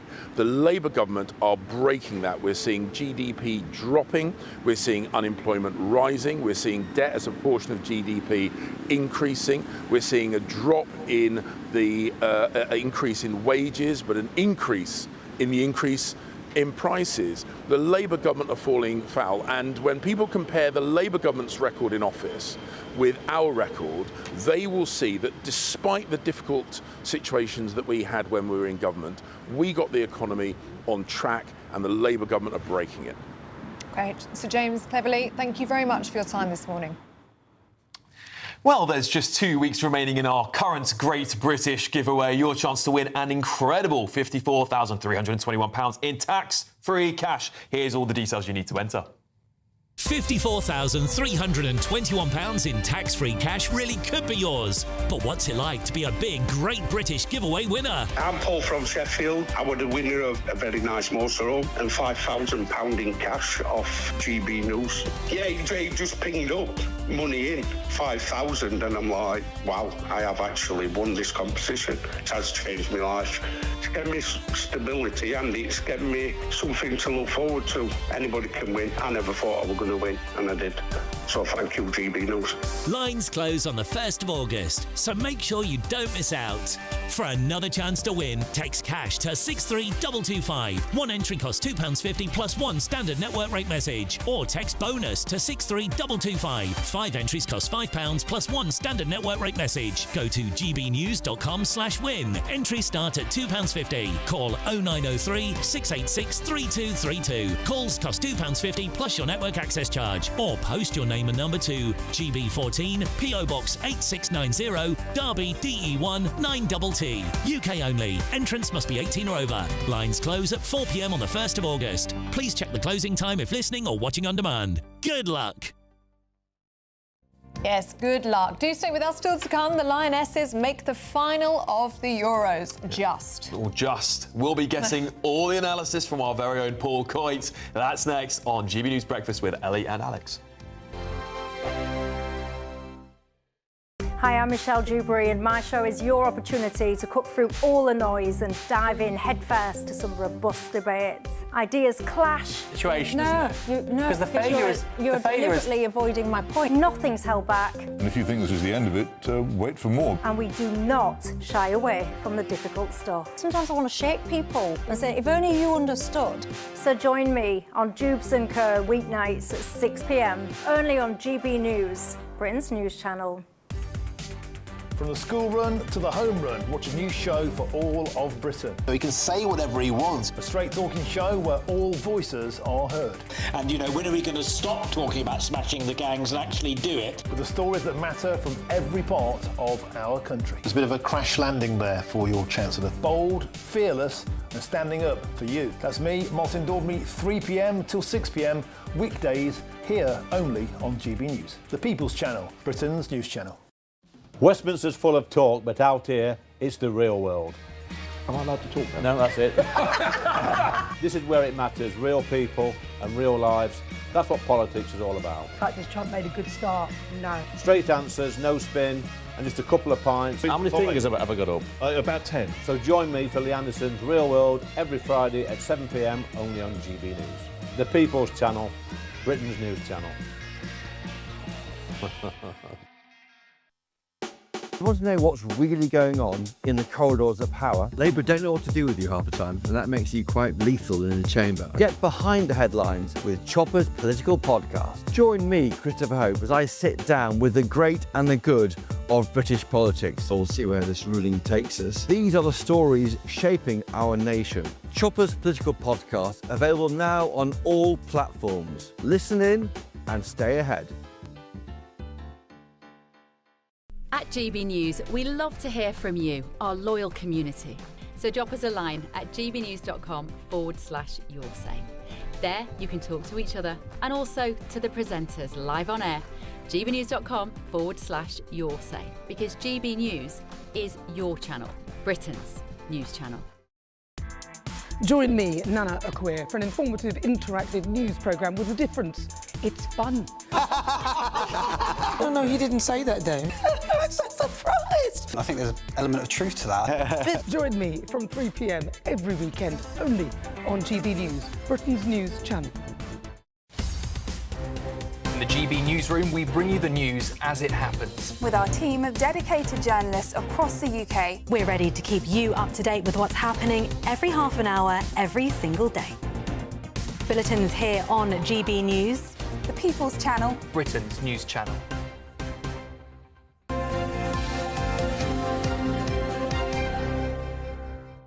Welcome back, everybody. It's time to go through the Lionesses' brilliant win last night. Paul Coit is here with us. Paul, what a stunning victory it was, eh? Well, when we say brilliant win, it was brilliant because we won. Yeah. But my goodness, it was a edgy seat. White knuckle ride, the whole thing. It really was. So England beat Italy 2-1, semi-final of the Euros.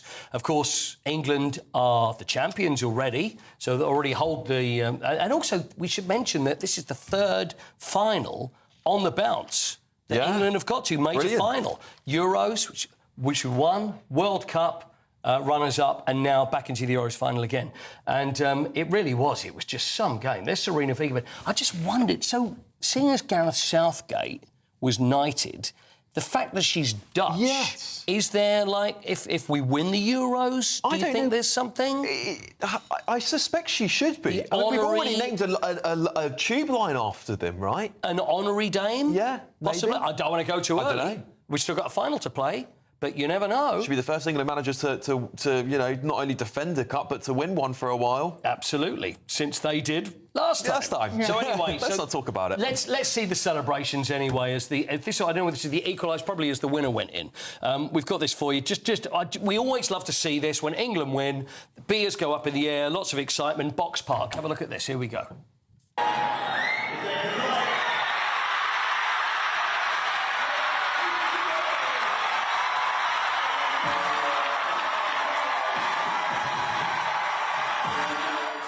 You know what? The thing is, there's no celebration. There was even crazy celebrations. The fact that England had even equalised, because it looked very much like England were going to go out. Yeah. Italy were 1-0 up, and they were good for it as well. And they defended very, very well. They looked good last night, to be fair. And it just kept going. England just kept going forward. Could not score. And I'm thinking it's not going to happen. And then we're talking in the 96th minute. There were 7 minutes added on. 96th minute. Michelle Agermang, who plays for Arsenal, she's only 19 years old. Incredible. She's only been playing for the under-20s. So she comes in as a substitute and takes the ball, scores brilliantly. Then we go into extra time. What's going to happen here? And then again, that went right down to the wire as well, right to the very end. And England get a penalty, and Chloe Kelly, not only to make it even worse, it's saved, thinking, oh no, and then she follows in, knocks it in, and that's virtually the last kick of the game. Italy just can't believe what's happened to them. We're in the final, and it's now going to be either Germany or Spain who play. It's going to be tough. We know really that is. much. Either of those. It's never going to be easy to win something. But we love it. We love it. And it shouldn't be easy, but I think we'll be fine. You've got to have hope. Absolutely. 5 o'clock Sunday. Yeah. We're in the final. All happens. Thanks, Coity. Thank you, Paul. Well, coming up, MPs have gone on summer recess for 6 weeks. Lucky them. Yeah, We're must be asking. nice. It is. Yeah, it would be nice, wouldn't it? Yeah. Nice. Is that too long of a break? What do you think at home? Let us know on your say. And this is, of course, GB News Breakfast with Ellie and Alex.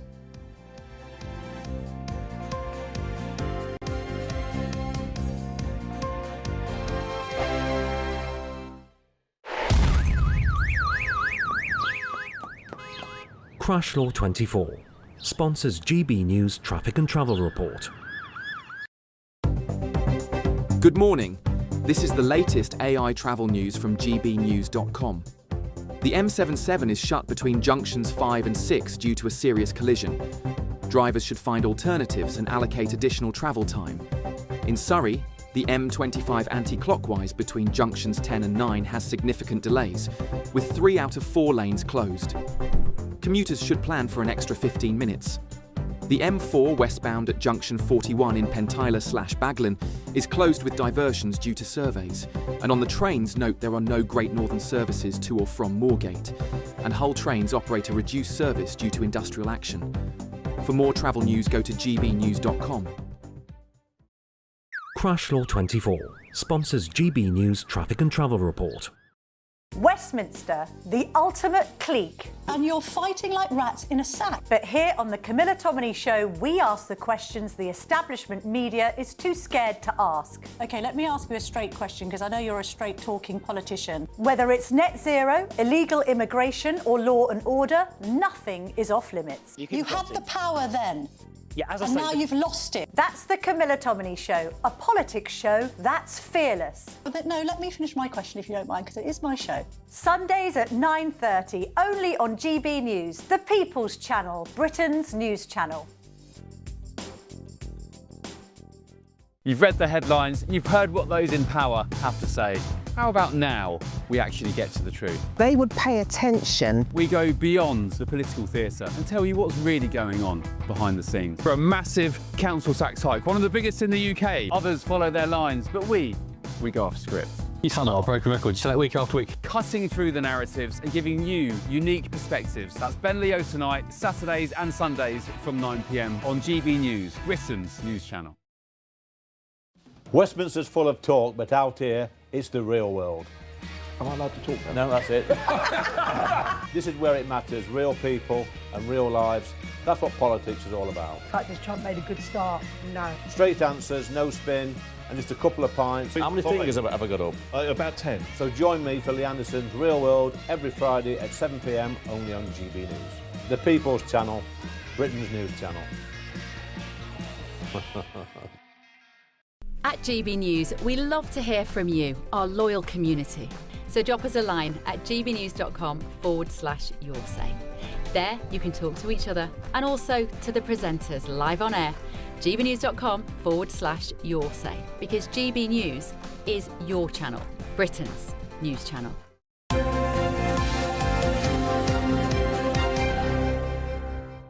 Well, it's the first day of summer recess for members of Parliament as they get away from the hustle and bustle of Westminster. Poor them. But did you know that MPs get up to 15 weeks a year off in total? So lovely, isn't Lovely, it? must be nice, yeah. Well, that's right, yeah. With MPs not returning until the beginning of September now, we're asking, should they suck it up like the rest of us and get less time off? Well, to debate this morning, we're joined by Director General of the Institute for Economic Affairs, Mark Littlewood, and former Mayor of Middlesbrough and political commentator, Andy Preston. Very good morning to you, gentlemen. Morning. And Andy, let's start with you. Do you think that MPs are entitled to have such a long break, or do they need to work harder like the rest of us? Of course they're not entitled to it, Ellie, and of course they need to work hard. I mean, clearly, you know what, there are loads of hard-working MPs, and there are loads of lazy ones too, but the truth is, their main job is to sit in Parliament. Now, I know people say, well, in my constituency, they look after this and they look after that, and that might be true, but they've got teams of people that are called caseworkers and other members of staff. Some of them have up to 6 that are doing the real work on the ground in the constituency, and the MP turns up for a photo shoot to open the scout hut or the Girl Guide hut or whatever else. Their main job is Parliament. They are in there for about 140 days a year. They're actually at work for less than a typical sixth former, believe it or not. Wow. So we need to modernise this. We need to get it back into the real world. This comes from a period years ago where there'd be loads of old blokes, boozy lunches and the easiest job in the world. We need to modernise it, have them there 5 days a week, and have them there for about 48 weeks a year, just like the rest of us, work 48 weeks a year. Yeah, Mark, it's quite bleak when you put it in, Andy's put it in those terms there, that they're working less potentially than a sixth form. I know MPs work exceptionally hard, some of them, during the summer, and I do think it can be a bit of a lottery depending on who your MP is. But generally speaking, it's too long, isn't it? 6 weeks, I think they can get up to 15 over the course of the year. They are, of course, self-employed as well, so I believe they can probably go whenever they like. So that's right, but in my view, the summer recess isn't long enough. Oh. I would like the Christmas recess and the Easter recess to be longer as well.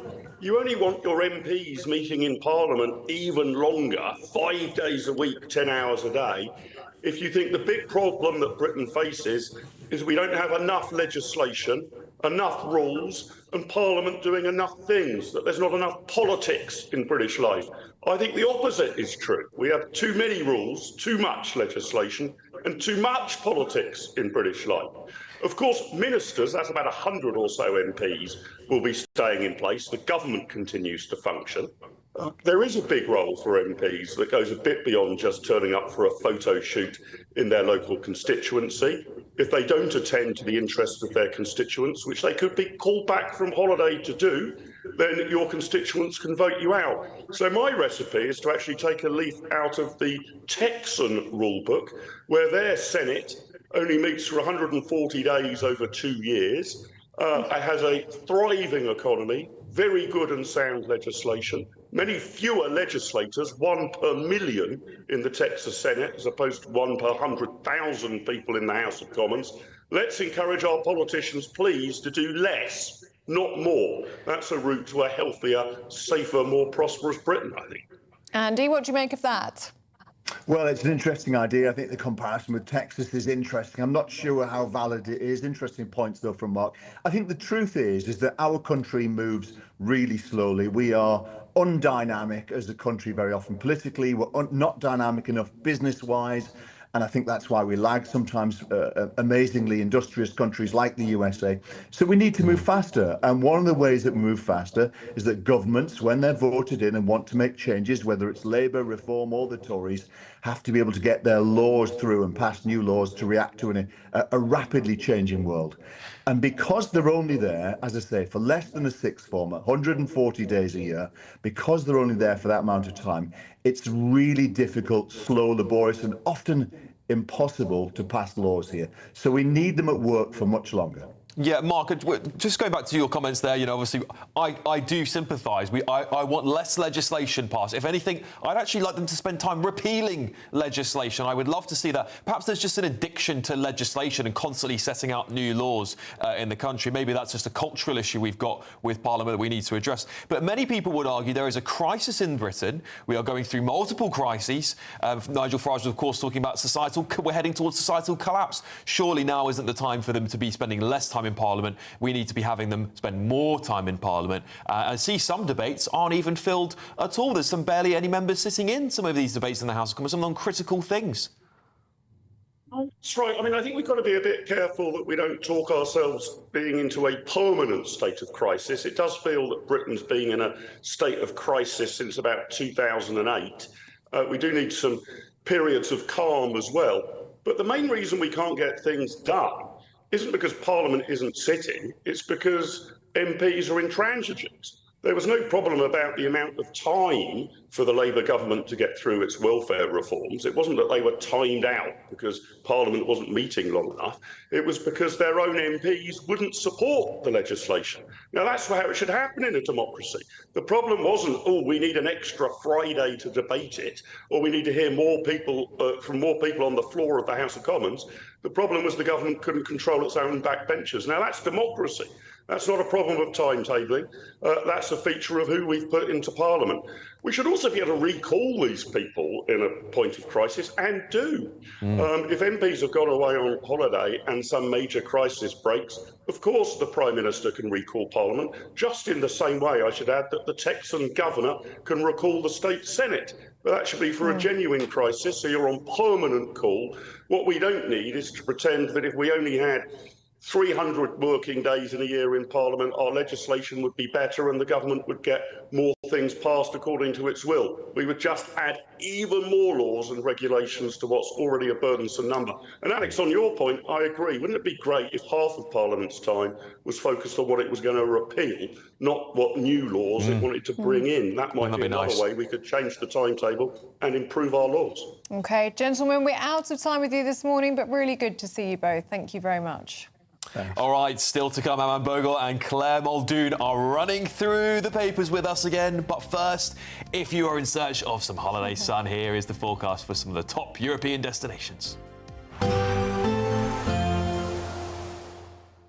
Can't wait to get in that sea. Lovely and warm. Just like the feeling of having great travel insurance. All Clear Travel Insurance sponsors GB News Travel Destinations Forecast. If you or anyone you know is heading further afield to find some warm weather during the next few days, it will be hot in Italy and Greece. Breezy for the Canaries as well as Madeira.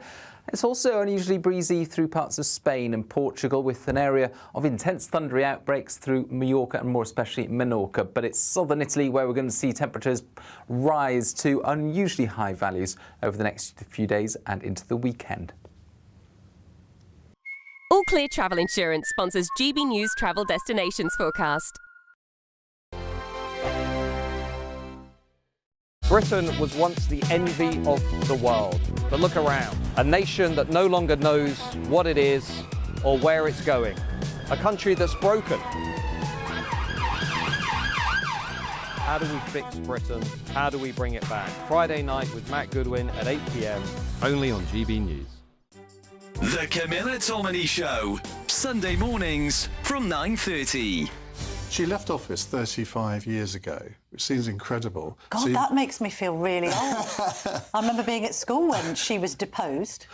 Oh, that makes me feel really old, because I was way beyond school. Well, I was 47 yesterday, so... Well, happy birthday. Thank you. Carry on. So there are three generations that have grown up that weren't alive when Margaret Thatcher was Prime Minister. And there are so many myths that have built up about her that, and part of the reason I wrote it was because my personal trainer, I broke my hip 2 years ago. Yes. So I had to get a personal trainer to the rehab. And he's 25, or was then. And when he found out what I did for a living, he said, well, Margaret Thatcher, I've heard of her, but who was she? What did she do? He didn't even know she'd been Prime Minister. And I was like slightly horrified by this. So this is really aimed at those generations. You can't tell every aspect of her life in a book that size, but it really is an introduction to her. And the first sentence says, if you've read Charles Moore's 3-volume biography of her, please stop here. This book is not for you. No. So it's an it covers most introduction of the to her. important things. And by the way, maybe that revelation by your PT does ask questions about the national curriculum and history teaching. They should do a section, shouldn't they, on our first female Prime Minister, arguably. But what's the challenge then when you're writing somebody's life up? I mean, and what a life she led. Well, I found out that it's much more difficult to write a short book than a long book because you really do have to be concise. I was told I had 30,000 words. I said, well, that's a pamphlet, not a book. So I stretched it to 45,000. But normally a biography would be 120, 150,000 words. So it really was quite a challenge to condense it all. And what do you leave out? I mean, I wasn't going to do a chapter on Northern Ireland, but as I was writing it, I thought, no, you can't do that. GB News, the People's Channel. Join me, Nana Akwe, for an informative, interactive news programme with a difference. It's fun. No, he didn't say that, Dave. I'm so surprised. I think there's an element of truth to that. Join me from 3 p.m. every weekend, only on GB News, Britain's news channel. In the GB Newsroom, we bring you the news as it happens. With our team of dedicated journalists across the UK. We're ready to keep you up to date with what's happening every half an hour, every single day. Bulletins here on GB News. The People's Channel. Britain's news channel.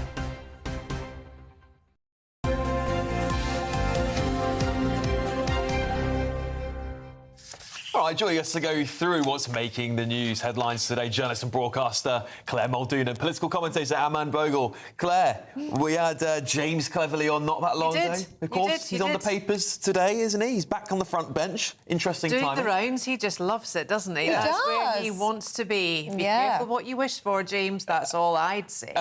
Do you think he still has leadership ambitions? I think he certainly does. I think anyone that goes into Parliament to become an MP at the level that he was, you don't do it for the love of it. You don't do it to be humble. You do it for power. And that's exactly what he's in it for. Yeah, Eamonn, you know, we were pressing him on lots of things, particularly we want to talk about some of the stuff, the disagreements with Kemi Badenoch. Ellie do that in a second, but very briefly, I pressed him on whether he defended the Tories' track record on housing. And, of course, he did. He backed up. He said, we built 1 million homes. And I was saying to him, well, how many people did you bring into the country? I think it's abysmal that they still can't turn around and go, you know what, we've learnt our lessons, we will do better. Look, I think the road to rebuild credibility is a long one. Yeah. And I think when Kemi Badenoch came out and said, I've got this project, what is it called?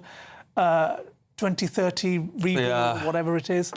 The thing is, I think we need a lot more humility in British politics along the lines of the Japanese, where when things go wrong, you put your hand up and you say, you know what, we made this promise, this is what went wrong, and this is what we feel about it, this is how we're going to make sure it doesn't happen again. So I think we need a lot more of that. But going back to this shadow cabinet reshuffle, I think, look, where's the cut through with the British public? We saw the results in the locals in May, and it was an absolute bloodbath. So I think the bottom line here is, unless somebody's going to stand up and put their hand up and say, look, this is what we got wrong, but this is how we're going to repeal 3 decades of Blairism and take on the establishment elite and fix things. And this time, this is how actually we're going to actually fix them. And the party gets rid of the Lib Dems in drag. Nothing will change. Well, I was asking about his position now on the ECHR, because previously he has been sceptical, whereas Kemi Badenoch, as we know, has launched a review into whether the UK should leave the treaty. He said, well, you can't say that. You need to direct quote me if you're going to say such a thing. I mean, he has said, direct quote, that he is not convinced that leaving the ECHR would be a silver bullet. Whereas you've had the likes of Kemi Badenoch saying she's increasingly of the view that leaving the ECHR would be necessary. So they are at odds. United in division, perhaps. Well, again, this goes back to the age-old question that I've raised over the last few years is, I came up with this acronym, Ellie, called IBTCD, which basically means I blame the Conservative Candidates Department. And that's where all Britain's problems boil down to. We have been sold Lib Dems in Conservative clothing for far too long by the Conservative Party. And you know what? Half the things that went wrong wouldn't have. A lot of the intentions were great. Levelling up the North. Who can forget that from Boris? And that's why we won the majority that the Conservatives did. But what happened with that in terms of getting Brexit done? A half-hashed job of that. So all these things add up. And ultimately, I think Reform are doing a fantastic job in resonating with what matters to the average man and woman out there on the doorstep.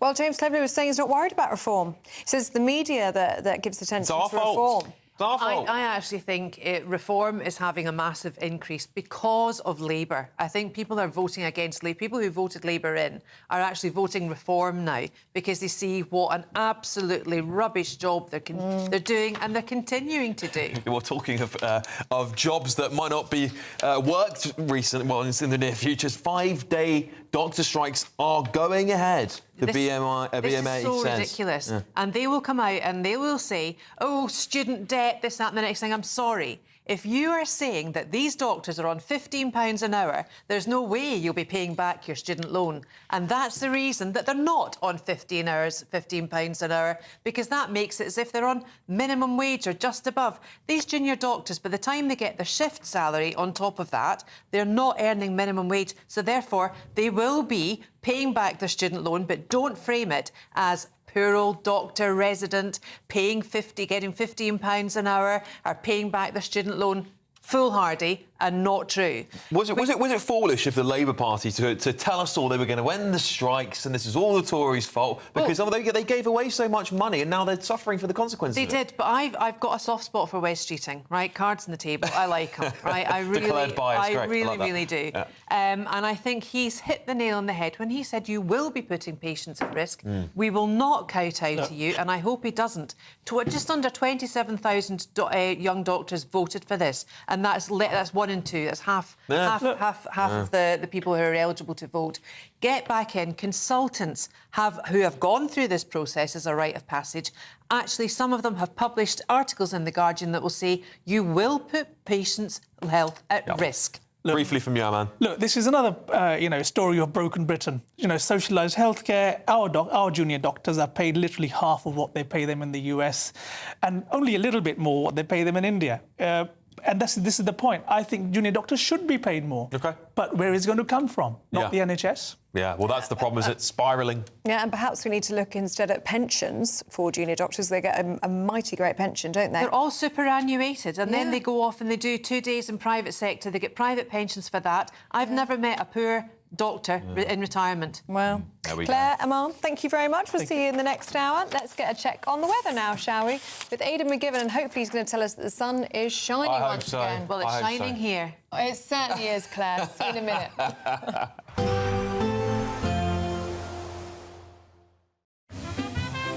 Heavy showers first thing will be followed by a warm, cosy day.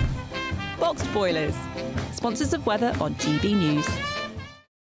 Hello, good morning. Welcome to the latest update from the Met Office for GB News. Some sunny spells today, but a lot of cloud and numerous showers once again forming up and down the country, the heaviest of which will be in the south with some slow-moving thunderstorms in places.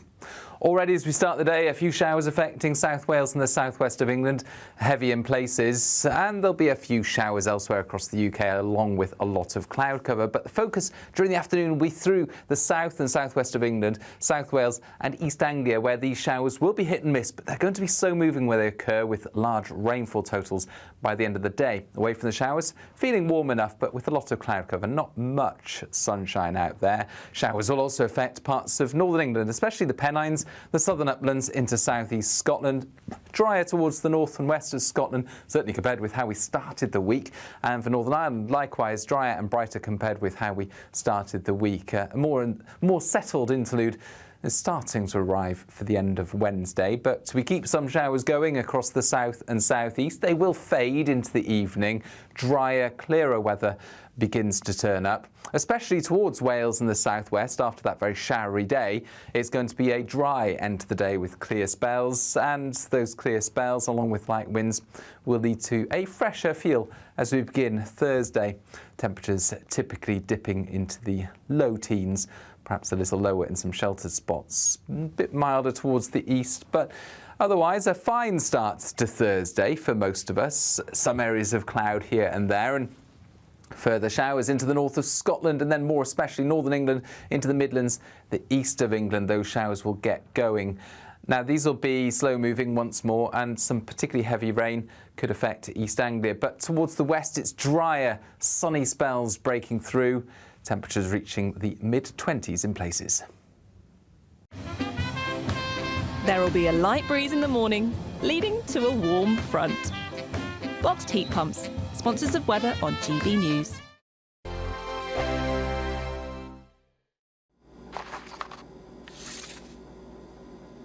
Crash Law 24 sponsors GB News Traffic and Travel Report.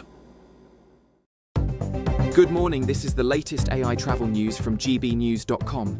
The M77 is closed northbound between Junction 8 and Junction 5 due to a collision. Drivers should find alternative routes and allow extra time. The M4 westbound at Junction 41 near Pentala and Baglan is closed with diversions due to surveys. In Surrey, an incident on the M25 anti-clockwise between Junction 10 and Junction 9 has closed 3 lanes, causing roughly 1 hour of delay. Normal conditions are expected by 11 this morning. And on the trains, the Elizabeth line is disrupted between London, Paddington and West Ealing, with no trains to from Moorgate on the Great Northern Line. For more travel news, go to gbnews.com. Crash Law 24 sponsors GB News Traffic and Travel Report.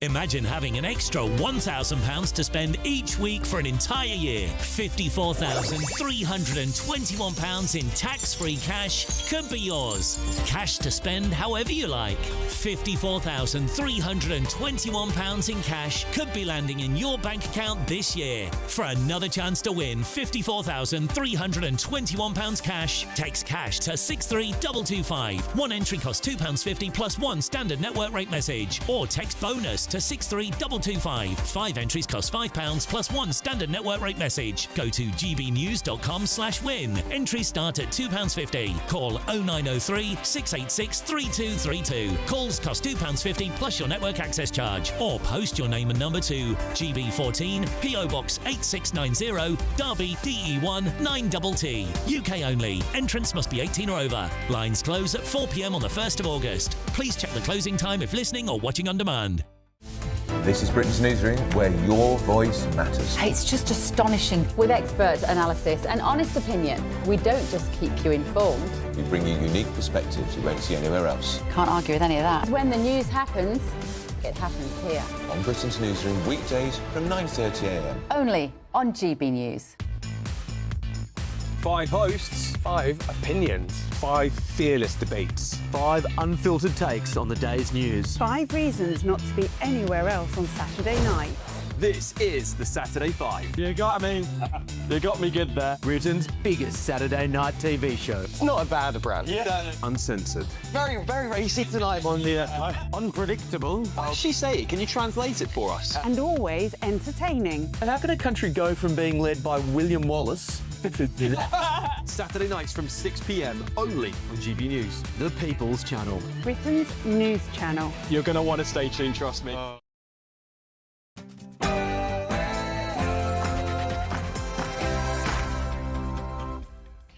Good morning. Food delivery services and the Home Office team up. Yeah, it's an unlikely match, but it's all in the pursuit of cracking down on illegal migrant workers. Well, as the Prime Minister leaves his cabinet with a parting message as recess begins, warning the summer riots could be repeated without an iron fist approach to immigration. Well, this is a bit of a U-turn by the Home Office, who had until now refused to give the food delivery companies the locations of asylum hotels. Now it will do that as part of this new drive against illegal working in the food delivery sector.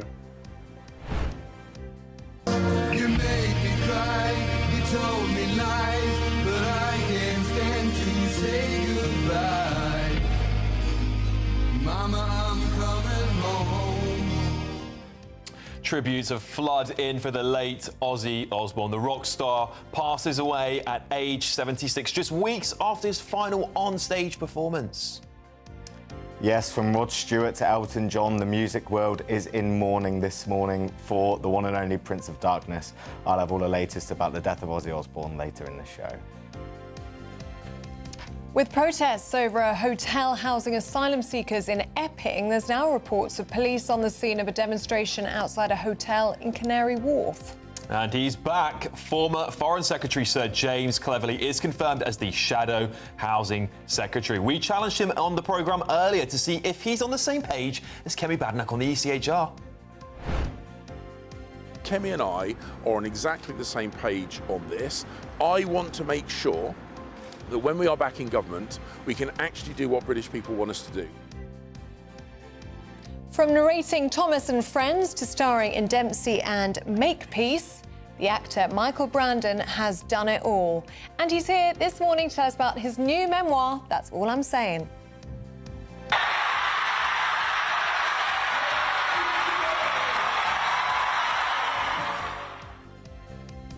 Oh, the sound of joy. I don't know whether that was the equaliser or the winner, but the Lionesses leave it really late again. It was a last-minute equaliser, last-minute extra-time winner to beat Italy and now headed to Sunday's Euros final. In cricket, England go to the fourth test against India at Old Trafford today with even more needle expected between them. And West Ham United could be kicked out of their stadium for 3 weeks. Slow-moving, heavy downpours for some areas today. Other areas, very few showers indeed. Full details coming up in the forecast very soon. Good morning to you. It's just gone 8 o'clock. I'm Ellie Costello. And I'm Alex Armstrong, and this is GB News Breakfast.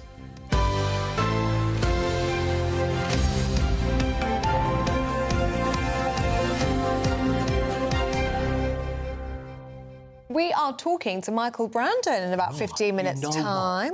I was watching one of my favourite films. It's an old disc jockey. It's a film called FM. Oh, yeah. It's made in the 70s. Steely Dan soundtrack. The greatest opening that either of you, all of us, would associate with. He's a breakfast DJ. He wakes up late. Yeah. The music's playing. He gets a call, gets into bed. Oh, this is where it all ends. He jumps into his sports car, drives through LA, runs into the radio station, starts the show. It's one of those films, it's got all the stuff. I think the Doobie Brothers and Linda Ronstadt are in. Wow. That's just one of the things that Michael's been in, and it's just one of my favourites. It's going to be great. We got him here in the studio. He's talking about his new book, his memoir. He's He's done it all, hasn't he? Yeah. Yeah. Broadway. He's been here for ages. Yeah. The film. Dempsey and Makepeace, yeah, of course. amazing, yeah, of course. Yeah, that's where he met his wife. Yes, Glynis Barber, yeah. They've been together a long time now. Absolutely, yeah. That's what I'll be asking him. Yeah, I think you should. Amazing. Ask him about FM. You should come in too. You're a big I fan. love him. I love him. Come in, join us. Yeah, We'll get chat an to him. autograph while you're at it. Why not? Yeah, he's coming in about 15 minutes' time, so don't miss that. Now, 4 minutes past 8, food delivery companies have teamed up with the Home Office to try and tackle illegal migrants working as drivers. In recent years, firms including Deliveroo and Uber Eats have seen a rise in account holders selling their details to illegal workers. Well, the government is hoping digital checks will put an end to that. But with GB News reporting on the story for 3 years now, why is action only just being taken? And to add fuel to the fire, the Home Office is under more pressure after migration protests in Epping. And yesterday, reports surfaced of protests in Canary Wharf outside a hotel after it was incorrectly reported asylum seekers could be housed there. Well, let's speak now to our Home and Security editor, Mark White, who joins us now. Good to see you this morning, Mark. And you have been investigating this for years, haven't you? You've been highlighting this as a problem. And finally, it looks as though we're going to get a crackdown from the government on this. Yes, and it's a bit of a U-turn from the government, to be honest, because the food delivery companies have been calling on the government for some time to publish the addresses, or at least provide the delivery companies with the addresses of where these asylum seeker hotels are. And that way, the delivery companies can geolocate where their drivers are. And if any of them are operating from an asylum hotel, they can block them. I mean, it sounds, very simple and easy. And it does beg the question of why this hasn't happened before. As you said, we've been reporting on this for years now. We've been down covering these delivery drivers from the big companies such as Deliveroo, Just Eat and Uber Eats, who are working in their many thousands to deliver takeaways to homes right across the country because of this issue of subletting, where someone gets an account with, say, Deliveroo, and then they sublet it off to other people. Take a look at this. This was 2 years ago, and it shows you the scale of the problem that we were reporting on then. Police have just stopped this rider on the seafront. As they carry out checks, immigration enforcement teams hang back out of sight so as not to alert other drivers that they're around. This rider's documents checked out and he was cleared to go. Just round the corner, other immigration officers have stopped an Indonesian delivery driver. But he is currently under arrest though. First of all, I need to take a photograph of him. Checks on him indicate he is working here illegally and likely faces deportation.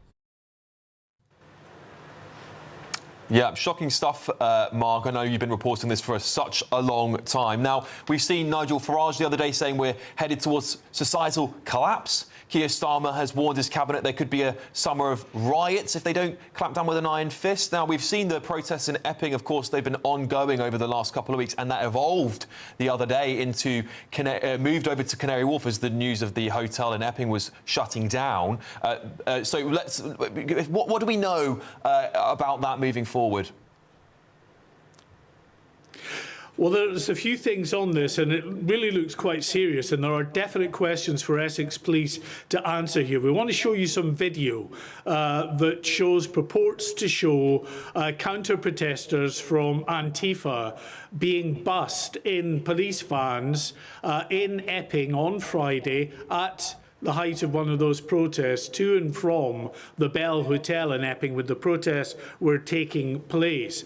Now, to me, that I've never, in all my years of covering policing, seen a significant group of protesters of that size just effectively bussed to or from a protest like this, because you've got protesters who were in numbers outside the Bell Hotel because of these issues that we've spoken about before at that particular asylum hotel and allegations of sexual assault. Very angry, very distrustful of the police. And then you see Essex Police apparently taking individuals from a counter-protest to and from that location. Very serious questions, I think, for Essex Police to answer. That's why they've called a news conference this morning, hopefully to address this, because for me, it seems like absurd command decisions, because that, I think, crosses a line when you have a very distrustful, element of the public who just don't believe the police and believe there's two-tier policing out there. When they see this, it does nothing but compound that belief. The other issue, of course, that you alluded to there is the Britannia Hotel at Canary Wharf, a protest that took place there because of these rumours that was going to be taken over by asylum seekers. It was thought that those in the Bell Hotel in Epping might be taken to Canary Wharf to try to get them away from there because of a planned protest at the weekend. We don't understand that to be the case. We believe that from our sources, those asylum seekers will be staying in the Bell Hotel, at least for the foreseeable. However, they are, the Home Office, commissioning effectively or requisitioning the Britannia Hotel in Canary Wharf as a contingency for what is expected to be a huge summer surge of thousands of migrants coming across as the weather improves. And that will mean that at the processing centre at Manston, it'll be very clogged up, and they need to get them out to a big hotel with a big capacity, such as the Britannia, as soon as possible. So that's what they're doing. Still highly controversial, and that's why we saw this protest that you're looking at now at this hotel in Canary Wharf, because people are very angry that this key hotel should be taken up and used in this capacity. OK, Mark White, thank you for bringing that to us, and we'll speak to you again in the next hour. Well, a Deliveroo spokesman has said this: "We are fully committed to working with the government as we continue to collectively combat illegal working." A Just Eat spokesperson has added, "We continue to invest significant resources to strengthen our systems against abuse by individuals and organised criminal groups seeking to evade right-to-work rules." And Home Secretary Yvette Cooper has said illegal working undermines honest businesses, exploits vulnerable individuals and fuels organised immigration crime. By enhancing our data sharing with delivery companies, we are taking decisive action to close loopholes and increase enforcement. And GB News understands that the Britannia Hotel in Canary Wharf has been taken over in case of any need for an overflow hotel for migrants at Manston Airport. The cost per night of rooms at the Britannia Hotel in Canary Wharf is £81. No asylum seekers are currently resident in the Britannia Hotel. As Mark White just said, no asylum seekers are being removed from the Bell Hotel, and the Home Secretary Yvette Cooper believes in the right to peaceful protest. On the protest in Epping, a Home Office spokesperson said this: "Asylum seekers are not being removed from the Bell Hotel in Epping." Yeah, it's just some clarity there. Now, 11 minutes past 8. Black Sabbath frontman and self-proclaimed Prince of Darkness Ozzy Osbourne has died at the age of 76. Yeah, the sad news comes just weeks after the band reunited at Villa Park for a final farewell concert. Well, in a statement yesterday, his family said that he was with his family and surrounded by love. And we ask everyone to respect our family privacy at this time. Tributes are flooding in honour of the heavy metal star, with Sir Elton John calling him a huge trailblazer and Rod Stewart saying, "Bye-bye, Ozzy, sleep well, my friend." Well, joining us now is GB News entertainment editor Alex Davis. Good to see you, Alex. Morning. It's such sad news, isn't it? It's really sad, and it's really poignant, really. We spoke then about how he returned to the UK and performed that final gig with Black Sabbath and a number of other heavy metal acts, all for charity as well, it should be said. Yes. You know, he was packed out Villa Park, 40,000 people. They raised a fortune. Absolute fortunes. I think it was in like 9 figures, about 130, 140 million. All went to 3 charities across Birmingham. And he performed it all from his own chair. He had his own throne. He'd just come back to the UK, really. This was supposed to be almost like his and Sharon's sort of retirement. They left LA behind, coming back to Britain to see out their final years. And sadly, he has gone a lot sooner than they anticipated. A lot of people close to the family have said that everybody's found it unexpected. We know he's had his health issues in the past. He's had Parkinson's. He was went public with that in 2019. 2003, he had the accident on his quad bike, which made it very difficult to walk. Yeah. But he still powered through all of those years. That final gig, the clips have gone viral, understandably, on social media, of him just ploughing through, bringing the crowd to tears, you know, and his influence on not just music, but the world of just culture as a whole. I watched the first episode of The Osbournes last night. Oh, wow. Just to... Because, you know, it happened. I'm sure many people will be doing it from now. And there's a really lovely moment. He's in LA. He goes to a Jay Leno talk show. There's the trailer playing right now, actually. Yeah, See that. and this was like a revolutionary piece of television. It's huge. But he's in LA. He's going on the biggest talk show in the country. And he's stopped by a security guard in the first episode, and it stayed with me because the security guard says, "Oh, you were one of the first gigs I ever went to. You're one of my music heroes." And Ozzy gave him the time of day, and he was able to reel off the date, the location. Wow. Oh, wow. And he remembered that gig, and it just showed how much... He's just a lad from Aston in Birmingham, really, who broke America with Black Sabbath, changed rock music for the better. And, you know, this show, Ozzy Osbourne and the Osbournes walked so the Kardashians could run. Yeah, you know? I couldn't agree more with you. I loved watching this show growing up on MTV. It was just absolutely brilliant reality TV. And, of course, you can't not see the Osbournes without Sharon Osbourne. She's become pretty much as famous, in my opinion, in modern-day fame, as Ozzy in some regards, as a household celebrity name. She's been on The X Factor and been a judge and all these things. You know, obviously, she's going to be devastated, and their relationship has lasted all this time. Yeah, it's faced its fair share of hurdles, shall we say, over the years. But yeah, so it's like over 40 years now since they got together. All of the kids were born in the early 80s. Jack Kelly and the other one who stays out of the spotlight, I've forgotten her name. Amy, is it? Amy, is it Amy? I apologise, yeah. But Amy Osbourne, yeah. So they had, obviously he was married before, had a couple of kids there, but Sharon has stuck by his side for decades. and they have become like pillars of British pop culture. Yeah. You know, you don't get Ozzy without Sharon, you don't get Sharon without Ozzy. Yeah. And understandably, you know, should be devastated at this. He often used her as cited her as an example for why he was still alive. He said millions of times through his drug and drink problems, he wouldn't be here if it wasn't for her. And it's just such a sweet love story. It's come to such a heartbreaking end, but the man had a very long and eventful life. And sometimes controversial. Sometimes controversial, you know. Like I said, he's had his stints in rehab. He was booted from Black Sabbath in the late 70s for his troubles, for his alcoholism and his drug problems. Bit her head off a bat. Bit his head off a bat. That was just 3. He got booted out of Black Sabbath and thought the best way to redo his image would be to bite the head off a bat. But he famously said he thought it was a prop at the time. Yeah, he thought it was a plastic one. Yeah, I don't know how you could tell. I mean, I think I might be able to tell the difference, but who knows? Maybe you're in the moment on stage. You never know. But, I mean, what an icon and a complete legend. And as you say, it's always sad when these moments happen. But you also reflect and go, well, he's had a longer life than I think a lot of people expected him to with the lifestyle that he led. And what a legacy he's leaving behind, not only him being extremely famous, but his children and his wife being extremely famous as well. Well, all you need to do is look at the outpouring of tributes that has come in from such a wide spectrum. Obviously, like I said, the Black Sabbath band members have all done a tribute, Rod Stewart, Elton John, but then you've got the modern-day rock stars like Youngblood. I don't know if you've heard of him. He's like the modern-day rock star. He did a really long post about how Ozzy was such an influence, shaped his career. And then you move over to, hip-hop and R&B.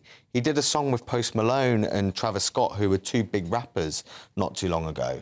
What other heavy metal star can you say has done that? A heavy metal star from the 70s doing that. So true. And, like I say, tributes from literally everybody. Sam Taylor Johnson I saw just before I walked in, film director. Everybody is really in mourning for such a huge cultural influence. And one of a kind. I mean, I was really struck by Kelly Osbourne's last post, actually. I looked at it this morning, and she'd gone to that concert at the start of this month, and she just said, I'm writing this post with tears streaming down my face. Thank you, everyone who came to support my dad. Without the fans, we'd be nothing. My dad got his moment in the sun. He was able to say thank you and goodbye in the most beautiful way. And I thought that was so, well, it's haunting now, isn't it? But so poetic that was his final encore. It was literally less than 3 weeks ago. That's so. And there's a brilliant video from that concert involving Kelly where she was proposed to by her fiancé. Of course, And he got to see that. And he's in the background, and I can't remember the exact joke, but he made a joke and he cracked everybody up. That's 3 weeks ago, you know, and he was able to be with his family for that long, right to the very end, still cracking jokes, still performing to 40,000 people. Yeah, and to see that moment in Kelly's life and to see her get engaged, I mean, how lovely for a father and daughter that they had that as one of their final moments together. Is that her there on the footage right now? I can't tell. I mean, that's from her Instagram, Yeah, there you go. I mean, what a beautiful way. I mean, I genuinely do believe if he's gone out on a high, he's gone out on with a live tour at the end of it, and had a couple of weeks rest. What more heavy rock can you get, heavy metal can you get than that? That is real. That's like literally living and breathing it, isn't it? In his hometown, at his beloved Aston Villa Park as well. Aston Villa put out a statement yesterday, saying that everybody at the club was deeply saddened for the loss of one of their biggest fans. Yeah, and he always loved Aston Villa, and he always loved Birmingham, didn't he? He was an Aston boy. He was. Alex Davis, thank you so much for joining us. You'll be back again with us next hour, I believe. All right, let's get your weather update now with Aidan McGivern.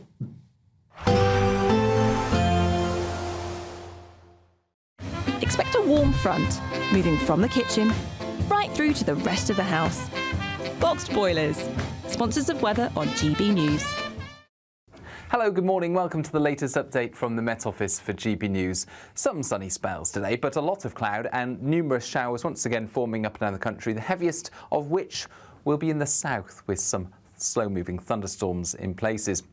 Already as we start the day, a few showers affecting South Wales and the southwest of England, heavy in places, and there'll be a few showers elsewhere across the UK along with a lot of cloud cover. But the focus during the afternoon will be through the south and southwest of England, South Wales and East Anglia, where these showers will be hit and miss, but they're going to be slow moving where they occur with large rainfall totals by the end of the day. Away from the showers, feeling warm enough, but with a lot of cloud cover, not much sunshine out there. Showers will also affect parts of northern England, especially the Pennines Pennines, the southern uplands into southeast Scotland.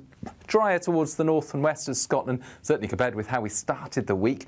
And for Northern Ireland, likewise, drier and brighter compared with how we started the week. A more settled interlude is starting to arrive for the end of Wednesday, but we keep some showers going across the south and southeast. They will fade into the evening. Drier, clearer weather begins to turn up, especially towards Wales and the southwest after that very showery day. It's going to be a dry end to the day with clear spells, and those clear spells, along with light winds, will lead to a fresher feel as we begin Thursday.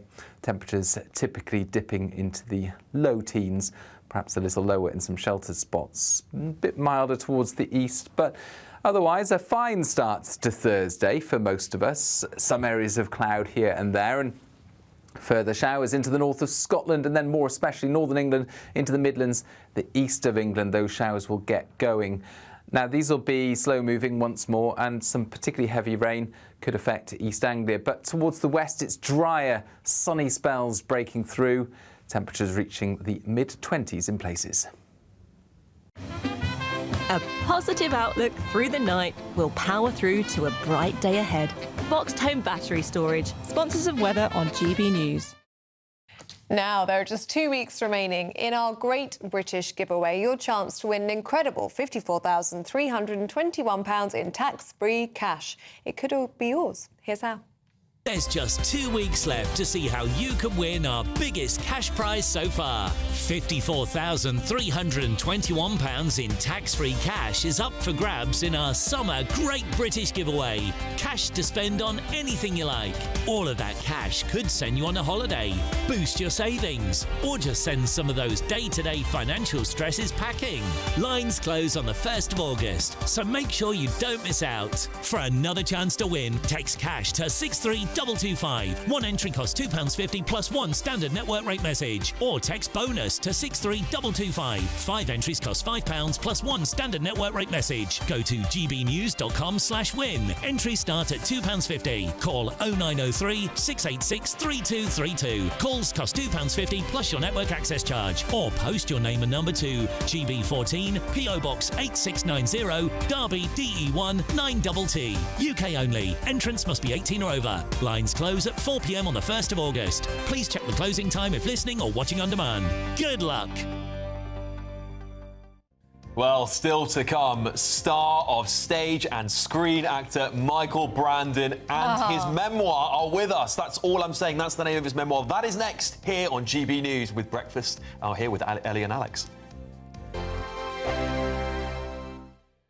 Westminster, the ultimate clique. And you're fighting like rats in a sack. But here on the Camilla Tominey Show, we ask the questions the establishment media is too scared to ask. OK, let me ask you a straight question, because I know you're a straight-talking politician. Whether it's net zero, illegal immigration or law and order, nothing is off-limits. You had the power then. Yeah, as I and say, now you've lost it. That's the Camilla Tominey Show, a politics show that's fearless. But no, let me finish my question if you don't mind, because it is my show. Sundays at 9:30, only on GB News, the People's Channel, Britain's news channel. Patrick Christie's Tonight, weekdays from 9 p.m.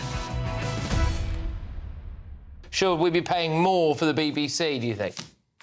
Yes, in the short term. It's for a cost of a cappuccino a week. You don't only get all the television channels, you get all the radio channels, local news, you get the websites, you get World Service, a significant amount of that. You've got a vast range of things. It's not just a television licence. And the BBC licence fee, in real terms, has gone down about 40% in 15 years. What I think we need is two things. One is an immediate increase, significant increase, so we stabilise the situation. Go on, how much, Roger? What's the fee? Hold on. Tell me how much. Then, secondly, hold on, we need to have a proper debate publicly about whether we want public service broadcasting, how we want to deliver it, and how we want to pay for it. The BBC has cut as much as it can. We should now have a public debate about what we want. OK. All right, the BBC's cut as much as it can. I mean, grief. I would love to try to see the BBC try to operate on the kind of budget. I thought you were chairman, objective chairman here. It was a head-to-head with this lady, and you were going to be an objective chairman. Yeah, well, you decided not to answer any of my questions. But anyway, June, I'll put this one to you. Well, what do you think about the money? Yes. June, what do you think about the money being paid for the BBC? Should we pay more? In 2020, you lost 80, let's have a look, 80,000. And then by 2023 to 24, that went up to 500,000 licence fees not being paid. That's because they don't want the product. A lot of the reason is the biased side of the news, which is why people watch GB News. The programme making, I can understand the creative part of it, but what you've got to look at from the public's point of view is they pay their licence whether they're using all those facilities or not. GB News, the People's Channel.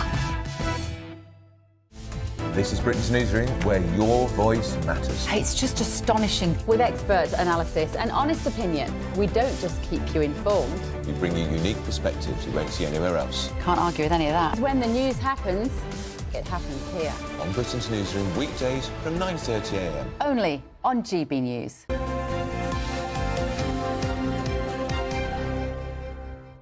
Yeah, welcome back to Breakfast. It's 8:26 and we've got a treat for you because from the stage to the screen, Hollywood legend Michael Brandon has seen it all. And he's written a new memoir revealing the untold stories of his career. Yes, he's worked with the likes of Al Pacino, Robert De Niro, and is best known for his role in Dempsey in the hit show in the 80s, Dempsey and Makepeace. And we're delighted to be joined in the studio by the man, the legend himself, Michael Brandon. Michael, so good to see you. And you, and everybody. Yeah, this is great. Good morning. Amazing. So you have done it all, haven't you? Because you've had a career in Broadway, in Hollywood, in Britain, in British television as well. British television, British stage, New York stage, radio, Thomas the Tank. You've done it all. 8 years. I mean, yeah, and I did a tour with a 15-piece jazz band, Guy Barker.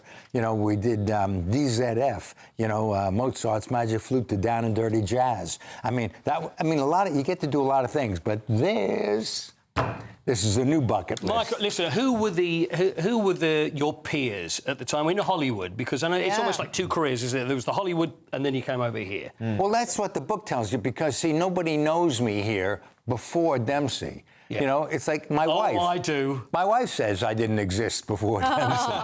Because before we met, I had no life. So I say, hey, if you want to find out what I did before we met, you could read the book. Well, there's plenty there. It's a weighty book. I was talking earlier about the film FM and being an old disc jockey.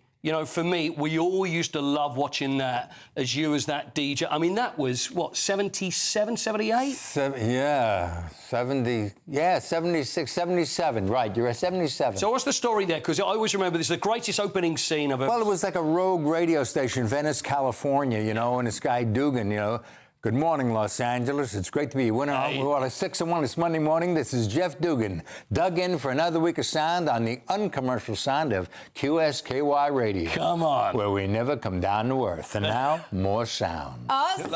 Oh, man. Whoa, a brain cell. It's man a radio show again. It's time. And bands were there's unbelievable bands, weren't there? Well, and I got to meet them all and work them all. Lewis and the News and the Eagles and Chicago and Boz Scaggs and, Joe Walsh. I mean, I spent my whole New Year's with them, and it was fantastic. Yeah. It was fantastic, and Timmy Schmidt from the Eagles said, "You going to Jack Nicholson's house for the party?" Okay. I was at that party as well, by the way. I was one in the kitchen. I mean, the thing is, it's more than a... What I wanted to do was to tell a story. It was funny, and it's not what anybody expects. It's not, I did this, I did that, or a kiss and tell. It's everything. And it's about fate and how you can believe your life is nowhere, and it's like, is this it? And that something happens. And you got to be ready for that happening. And when it does, it changes everything. So, Michael, what are people going to learn about you in this book? What is it? Are you going to reveal any big secrets? I mean, you've worked with some of the biggest stars, Robert De Niro, Al Pacino. Are you going to reveal anything juicy in there? There's lots of juice. Oh, yeah. That thing, you squeeze that. Yeah. You squeeze that, put on any steak. It'll be best you ever had. There's a lot of juice. I mean, there's... what can I tell you? I met these guys. Your question before, sorry, was like the peers. Yeah. You know, well, listen, nobody knew Al Pacino. Nobody knew De Niro. I did a movie I starred in. De Niro had a 3-day bit as a gypsy cab driver. Yeah. I was very impressed. He pierced his ears for the part. Oh, wow. You know, I didn't know what I was doing in this movie because the script changed from what I accepted to do, this book called Heir, H-E-I-R, true story of the Annenberg son in the family of a publishing dynasty. And he overdosed his girlfriend. It was an accident. But what that love story was about. So I played Marcus Annesley. Anyway, there's character, and it was the son. And De Niro was a gypsy cab driver, and we met, and we became friendly. We just were. We were the same kind of grind, you know. And we would go to Needle Park, and we would have Chinese food. And I said, Bobby, I don't know what I'm doing. I don't know what I'm doing. This guy says it's a comedy. That guy says it's a drama. They changed the whole thing. He said, well, you know, he said, if they don't know what they're doing, how are you going to know what you're doing? You know? I mean, and it's like, and we got on very well. And there's a story later on where Bobby was going to read with me for a big director for a movie. Yeah. And it's the day I signed for Dempsey and Makepeace, and I was leaving for England for 6 months. And, you know, I had this appointment. The mouth had promised, now the body has to submit to it, you know. I don't want to go. I didn't even like the movie, the part in the movie. And so, but I said, and Bobby's going to read, so I went. And I did the reading, came out and says, what was that shit? I said, that wasn't good, Michael. I said, no, it wasn't. See, I signed a job. I'm going to England. He said, no, but your job is to do the best every time. He said, you don't know when that director's going to come back and have another movie, and you come in and, yeah, he did that lousy reading. I said, you're absolutely right. I'm humbled. Thank you, man. I should have done better. I was taken by the job I got, and I couldn't do this, and I shoved it. He said, exactly. Never happened again, though, right? Huh? Never did it again. Yeah. But Dempsey and Mick, I've got to ask you, Dempsey, was it originally just you were going to be here for 6 months and then you're going to go back again? Was that the plan? He fell in love. Is that what it was? Was it Glynis then? And then that was it, and you stayed? I came in. That was it. We hated each other. No, it was she loved. I loved her. She didn't like me. She hated you, right? Okay. Anyway, we did it was intense because it was 6 months. Do this American type show, but it weren't in L.A. You're here. It rains, you know, and the days get short in the winter, and it's dark at 4 o'clock, and you can't do that schedule. And we didn't have a studio. We had one set, SI-10, you know, at the office, and so it was it was working weekends and nights, and it was really tough. And we were working so close, and it was hard, you know. It was difficult times, but when the 6 months ended, and she really hated my guts. We had to go on tour to America together. So to New York and Chicago and San Francisco, and, you know, it worked out easy. She didn't talk to me in New York. In Chicago, we took a walk to get away from the press for 5 minutes. And San Francisco, we had a meal. I think she said, pass the salt. That was something. Progress. And then L.A. My friends came to visit the hotel, and they loved her. I said, she's great. She's great. Yeah, she's great. You think she's great? Yeah. After what I said? Yeah, but she's different. She's charming. She's funny. And all of a sudden, like, you know, you peel away, you know, all that stuff, and you look at fresh eyes. And so when we left, there was a smile in her eyes. And, you know, but that could have been the end. Yeah, put the work in. It was the public. Yeah, the public, the British public, took to that show and that relationship and that chemistry. Yeah, absolutely. Michael, where can people get a hands on the copy of the book?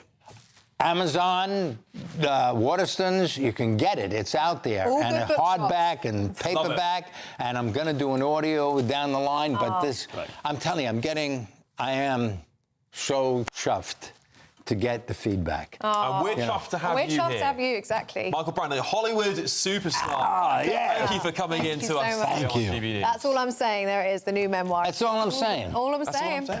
And apologies there for the language. We're quite animated, if anyone is offended by that language. Right, if you're travelling to work, here is your traffic and travel update. Don't forget to stay with us on digital and radio.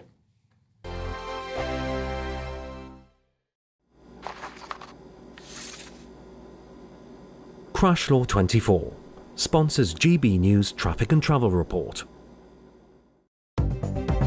Good morning. This is the latest AI travel news from gbnews.com. A significant road traffic collision has closed all northbound lanes on the M77 between junctions 8 and 5, leading to severe disruption and congestion. Commuters are strongly advised to seek alternative routes and plan for additional travel time. Meanwhile, on the M25 anti-clockwise, another incident has resulted in the closure of 3 out of 4 lanes between junctions 10 and 9, causing delays of up to 1 hour. Additionally, train services on the Elizabeth line between London Paddington and West Ealing are facing disruption, and a reduced service is in effect on Hull trains due to ongoing industrial action. For more travel news, go to gbnews.com. Crash Law 24 sponsors GB News Traffic and Travel Report.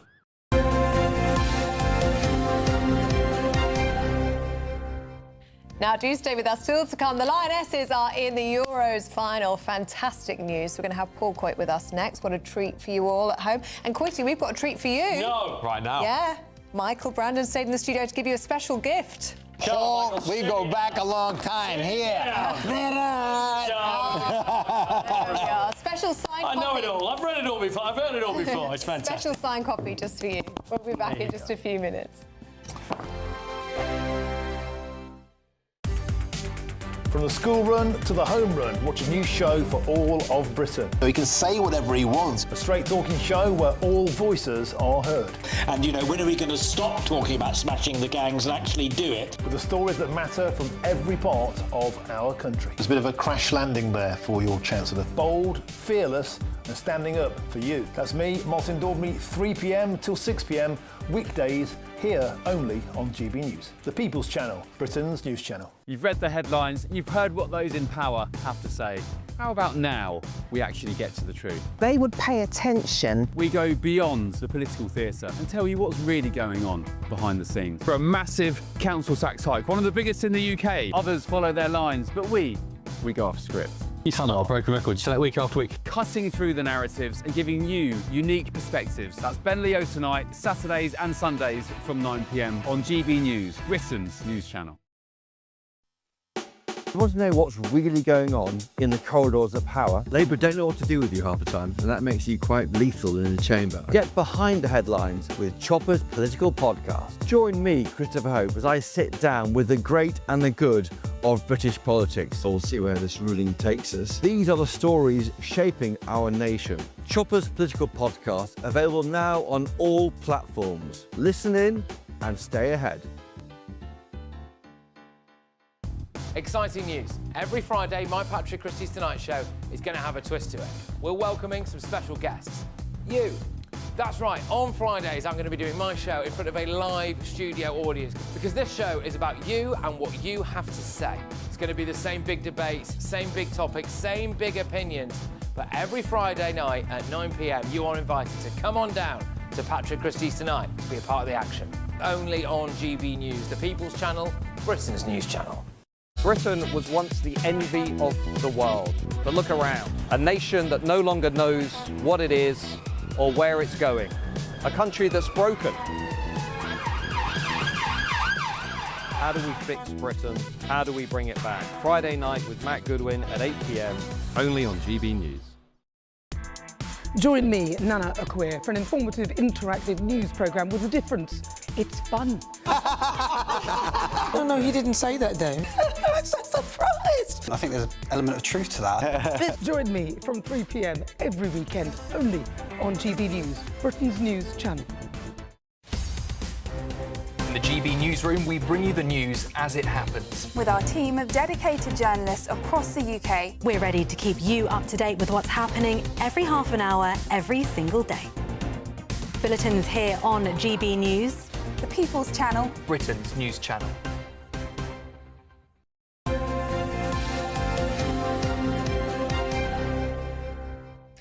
It's time to go through all the latest sports. Well, Paul Coit's here. I'm still here. You're still here? You've had a lovely time this morning. I'm having the best time. Is there anything else we can chat to you about today? Come back more often, all my favourite things. Yeah. Ozzy, bless him, and my Dempsey and Makepeace, and now we're talking about England playing football. Yeah, Could it get any better? It's the perfect day. No. And also, Alex, you're with us as well. Oh, what can I say? All your favourite things. And I was so happy to see the Lionesses win last night. I mean, by the skin of their teeth. It was dramatic. You know they what? did it. They did it. It really was dramatic. We didn't think it could get any more dramatic than the game against Sweden. Oh, no, it can. Which was the quarter-final, because it looked like Sweden were going to go through, and they were 2-0 up, and England came back and got it to 2-2. Go through on a penalty shootout, which went on forever, and you think, well, surely this time it's not going to be... But it seems to be within us. It's in our DNA, isn't it? It's within English and British sport, whether it be tennis, whether it be football, to always keep you on the edge of your seat. But that's the showbiz and entertainment. We love it, don't we? That's what it's all about. As long as we win at the end of it, that's not, you know... Which doesn't always happen. Doesn't always happen. I flew case. back from Spain to watch the Euro Cup final, the men's, obviously. Of course, utter disappointment at the end, but that's what we live for. This... hopefully will go on better, because the thing is, England are already champions, so we know that. Got to the final of the World Cup, and now it's the third final of a major competition on the trot. So went 1-0 down to Italy and thought, you know, England was certainly favourites. But Italy, they defended, I actually use cliches, defended resolutely, because that's what Italy do. Yep. And it just seemed as if this goal wasn't going to come. So then we're going into time added on. It's not going to come. Michelle Adjumang, she's 19 years old, and she's come on as a substitute. She scores with this is like the 96th minute. Another minute to go. We go to extra time. So surely we can just deal with it there. Oh, no. Let's go for only for the last minute of extra time, but I mean, I don't think Michael Brandon has ever seen such a ridiculous script as this one. But then, not only does it go to the last minute, but it's a penalty to us. Chloe Kelly goes up, strikes it. It's saved. What are we going to do now? Ball bounces out, she knocks it in, we win 2-1, we're in the final, end of story. Absolute cinema. We're all very happy. And can we have a word on the final? What's it looking like? Germany or Spain, it's bound to be Spain. And it's bound to be a rerun again of the World Cup final. We've already beaten Spain. They beat us last time. You know what? Let's go for it, and let's get our run back. Positivity. We love let's it. see what happens tonight is the other semi-final. Good stuff. Yeah, holding our breath there for the ladies.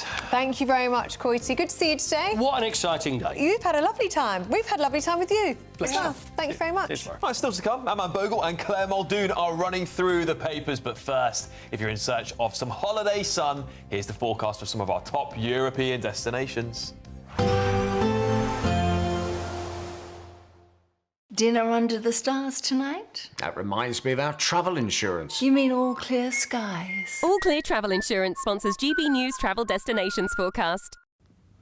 If you or anyone you know is heading further afield to find some warm weather during the next few days, it will be hot in Italy and Greece. Breezy for the Canaries as well as Madeira. It's also unusually breezy through parts of Spain and Portugal, with an area of intense thundery outbreaks through Mallorca and more especially Menorca. But it's southern Italy where we're going to see temperatures rise to unusually high values over the next few days and into the weekend. All Clear Travel Insurance sponsors GB News Travel Destinations forecast. Hi, I'm Michelle Dewberry, and my show is your opportunity to cut through all the noise and dive in headfirst to some robust debates. Ideas clash. Situation, no, isn't it? No, Because the failure is... You're deliberately avoiding my point. Nothing's held back. And if you think this is the end of it, wait for more. And we do not shy away from the difficult stuff. Sometimes I want to shake people and say, if only you understood. So join me on Dubes & Co. weeknights at 6 p.m, only on GB News, Britain's news channel. Britain's newsroom, weekday mornings from 9:30. An amber heat alert remains in place across all of England until Monday morning. Well, joining us now, GB News reporter Jack Carson. Jack Carson, where are you? Tell us. Oh, he's rowing. Jack Carson, what a go on? Good morning. Good morning. Well, we're in the beautiful Stratford-upon-Avon, so we were on the big wheel earlier on, and one of the other beautiful things you can do is also row on the river as well. This is the Avon Boating Club. This has been going since the 1800s, 1898 it started. This boat over here on the right, that was bought brand new all the way back in the day, so it's historic here, and a lot of these boats are from the likes of the 1930s as well, and it's just absolutely beautiful. And it's this beautiful sunny weather.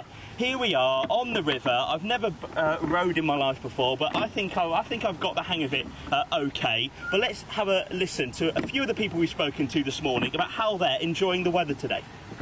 Yesterday I did start to think, right, I'm getting a bit sweaty and hot now, so yeah, but it's nice, isn't it? As long as there's a breeze, it's not too bad. Can't beat it. Literally the best thing ever.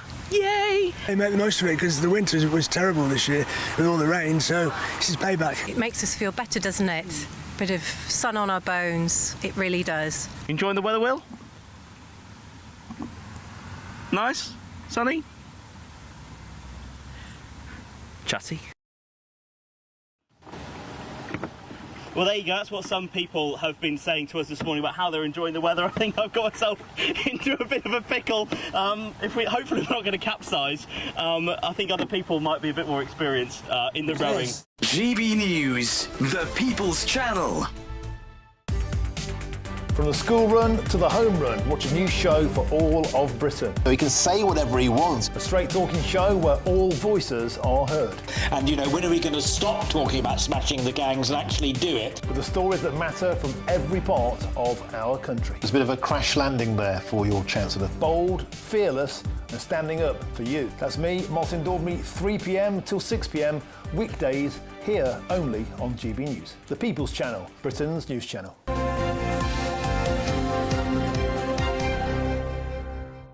Welcome back. We're going through the papers for the final time this morning with broadcaster and journalist Claire Muldoon and political commentator Eamonn Bogle. Morning, you two. Good morning. And Claire, let's start with your favourite couple, shall we? In the sun. Well, one, I think... The nation's favourite couple. The nation's favourite couple. Yes. Might be some people's favourite couple. Harry and Meghan. My goodness me. Remember when the Netflix documentary came out? Remember we all tuned in only for the guise of research purposes in order to be informed when one was talking about it. Well, the £7 to £8 million deal with Netflix will not be renewed. Now, they're basing it on, they say, viewing figures. And I think a lot of it, you know, even in this industry, if you rate, you're on. If you don't, you're off. Yeah. If your face fits. And it's a very, very transient movement here. And I think it's actually more than that. I think people really just don't like them. It's nothing about the viewing figures. Because I said there, I watched it. I mean, we all watch it just to see what it was like. So the viewing figures must be high. Yeah. I think they realise they're actually a toxic brand. They're not very good in terms of looking at the optic through a PR lens. And they're thinking, well, maybe the royal family do have a case. Yeah, they just seem to walk in from one disaster to the next. It was Spotify dropped them, now Netflix are dropping them. Yeah. You know, it's been a very, very bad few years for Harry and Meghan now, man, hasn't it? It's been pretty horrendous for them. Just on the back of that, there were some rumours circulating that there were secret meetings happening between the King, maybe the King's staff, and Prince Harry's staff about them potentially returning. Do you think now that they might be running out of cash and thinking, right, we might have to come back? Well, I think a couple of things. You know, the Americans have always had this great fascination with British royalty. I can see why. Yep. After all, you know, they don't have anything near our wanted British royalty in America. But more than that, I think the British public have always had enough of, Meghan and Harry simply because of their betrayal, of the way the country came together to give them their love and affection and endearment. And look at what's happened since. So I think, look, the 333rd most watched show on Netflix. What do you expect? It's not good. I think that's her as ever brand one. I don't think that was their initial Netflix documentary because that got very high ratings. But that would, because that's what kept them relevant, wasn't it? It was talking about the royal family. But the minute they venture into polo or her nobody cares. Let me tell you something though. I mean, the exit strategy for them coming back, it's not them coming back. it's him.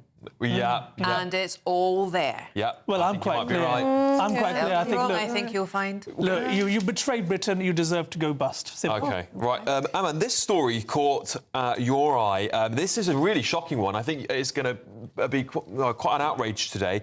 Pupils at another school are punished for wearing Union Jacks on Culture Day. So this is not just one school, which we've seen a lot of attention for. This is now multiple schools. We've got an institutional problem in British schools not being comfortable with our national flag. Indeed, I think we've always been told that we have a systemic institutional problem with racism in this country. I think we have a systemic institutional problem with celebrating our very national identity that we should be so proud of. I quite agree. Look, Britain is a civilizational nation.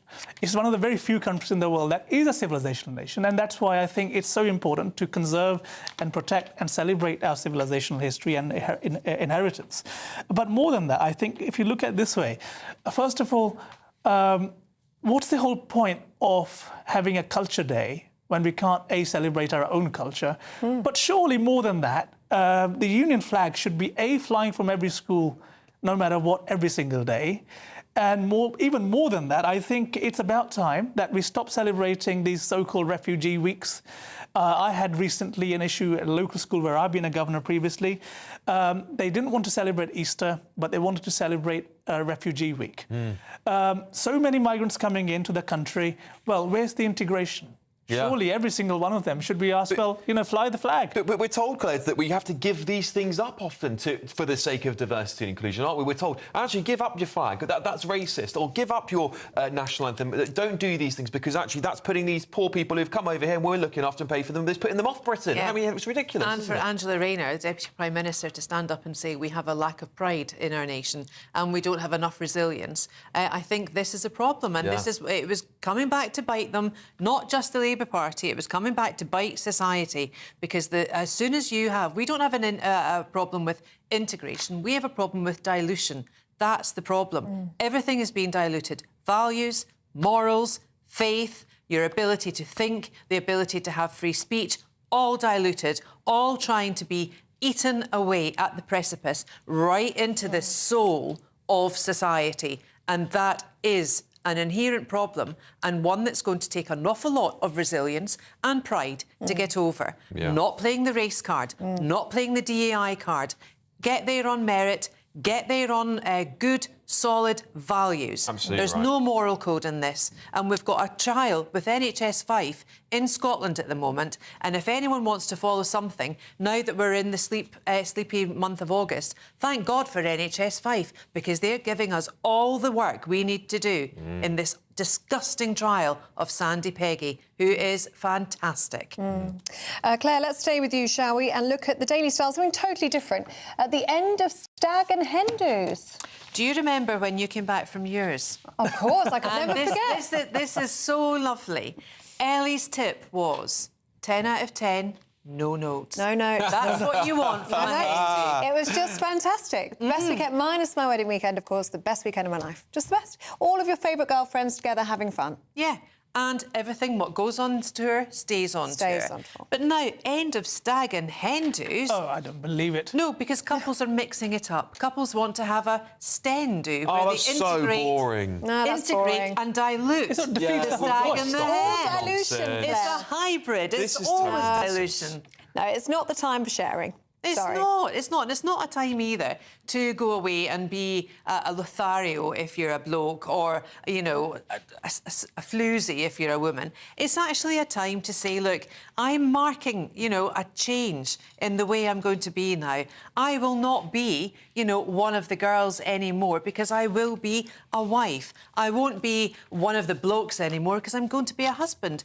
With that comes responsibility. Yeah. With that comes a beautiful spectrum, a beautiful growth, and a really good fundamental fabric part of society. I mean, I think it's bonkers, isn't it? I think it's bonkers we might be getting rid of these I sorts think of it's lovely. things. See, I banned all of the tacky stuff from the hen do, so we didn't have any... Yeah, but you're a control You know, the freak. straws. Yeah, I am a bit of a control freak. And no L plates. And instead, we just had a nice girly weekend, nice girly celebration. And that's fine. I'm so sorry. We've got to go because we've got your weather update with Aidan McGivern. Thank you both.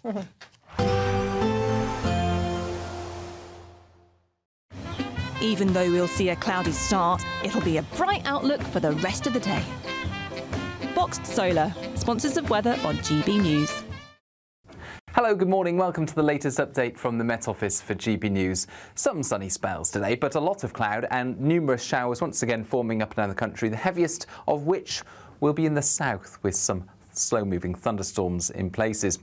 Already as we start the day, a few showers affecting South Wales and the southwest of England, heavy in places, and there'll be a few showers elsewhere across the UK along with a lot of cloud cover. But the focus during the afternoon will be through the south and southwest of England, South Wales and East Anglia, where these showers will be hit and miss, but they're going to be slow moving where they occur with large rainfall totals by the end of the day. Away from the showers, feeling warm enough, but with a lot of cloud cover, not much sunshine out there. Showers will also affect parts of northern England, especially the Pennines, the southern uplands into southeast Scotland, drier towards the north and west of Scotland, certainly compared with how we started the week, and for Northern Ireland likewise drier and brighter compared with how we started the week. A more settled interlude is starting to arrive for the end of Wednesday, but we keep some showers going across the south and southeast. They will fade into the evening. Drier, clearer weather begins to turn up, especially towards Wales and the southwest. After that very showery day, it's going to be a dry end to the day with clear spells, and those clear spells along with light winds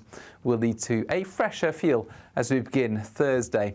Temperatures typically dipping into the low teens, perhaps a little lower in some sheltered spots, a bit milder towards the east, but otherwise a fine start to Thursday for most of us. Some areas of cloud here and there, and further showers into the north of Scotland, and then more especially northern England into the Midlands, the east of England. Those showers will get going.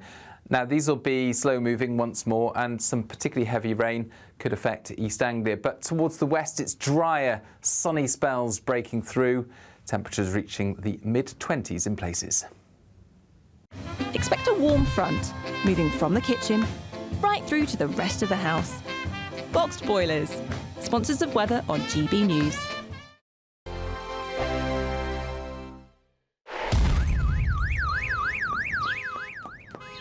Crash Law 24 sponsors GB News Traffic and Travel Report. Good morning. This is the latest AI travel news from gbnews.com. A collision on the M77 has closed northbound traffic between junctions 8 and 5. Travellers should find alternatives and expect delays. In North Tyneside, the A19 southbound has a broken down vehicle between junctions A189 and A1056. In Surrey, 3 of 4 lanes are shut on the M25 anti-clockwise between junctions 10 and 9. Expect 1-hour delays. Delays affect the A14 westbound in Northamptonshire between junction 9 Kettering South and junction 8 Kettering Central due to a police incident. And on the trains, expect disruptions on the Elizabeth line between London Paddington and West Ealing. For more travel news, go to gbnews.com. Crash Law 24 sponsors GB News Traffic and Travel Report. £54,321 cash could be yours. Cash that you could spend however you like. It's like having an extra £1,000 each week for a whole year to play with. Someone is guaranteed to win this amazing amount of cash, so make sure that someone could be you. For another chance to win £54,321 cash, text cash to 63225. One entry costs £2.50 plus one standard network rate message, or text bonus to 63225. 5 entries cost £5 plus one standard network rate message. Go to gbnews.com/win. Entries start at £2.50. Call 0903 686 3232. Calls cost £2.50 plus your network access charge. Or post your name and number to GB14 PO Box 8690 Derby DE1 9TT. UK only. Entrance must be 18 or over. Lines close at 4 p.m. on the 1st of August. Please check the closing time if listening or watching on demand. Westminster's full of talk, but out here, it's the real world. Am I allowed to talk now? No, that's it. This is where it matters, real people and real lives. That's what politics is all about. The fact that Trump made a good start, no. Straight answers, no spin, and just a couple of pints. How many fingers have I got up? About 10. So join me for Lee Anderson's Real World every Friday at 7 p.m, only on GB News. The People's Channel, Britain's news channel.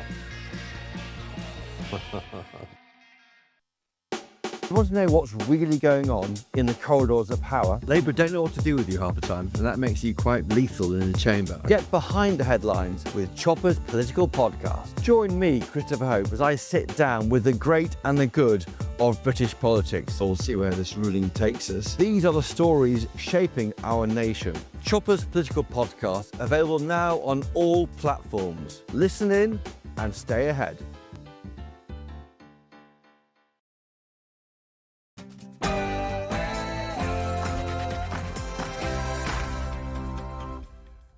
Good morning. Food delivery services and the Home Office team up. It's an unlikely match, isn't it? But it's all in pursuit of cracking down on illegal migrant workers. As the Prime Minister leaves his cabinet with a parting message as recess begins, warning the summer riots could be repeated without an iron fist approach to immigration.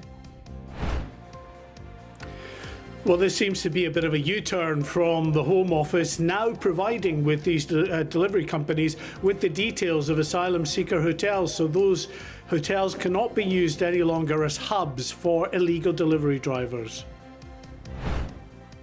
You made me cry, you told me lies, but I can't stand to say goodbye. Mama, I'm coming home. What an icon. Tributes flood in for the late Ozzy Osbourne. The rock star has passed away aged 76, just weeks after his final on-stage performance. Yes, the Prince of Darkness died yesterday, sadly surrounded by his loved ones in his Buckinghamshire home. I'll have the latest. Well, here in Birmingham at the Black Sabbath Bridge, flowers already being laid as this morning Birmingham mourns one of its most beloved sons. With protests over a hotel housing asylum seekers in Epping, there's now reports of police on the scene of a demonstration outside a hotel in Canary Wharf. And he's back. Former Foreign Secretary Sir James Cleverly is confirmed as the new Shadow Housing Secretary. We challenged him earlier on the programme to see if he's on the same page as Kemi Badenoch on the ECHR. Kemi and I are on exactly the same page on this.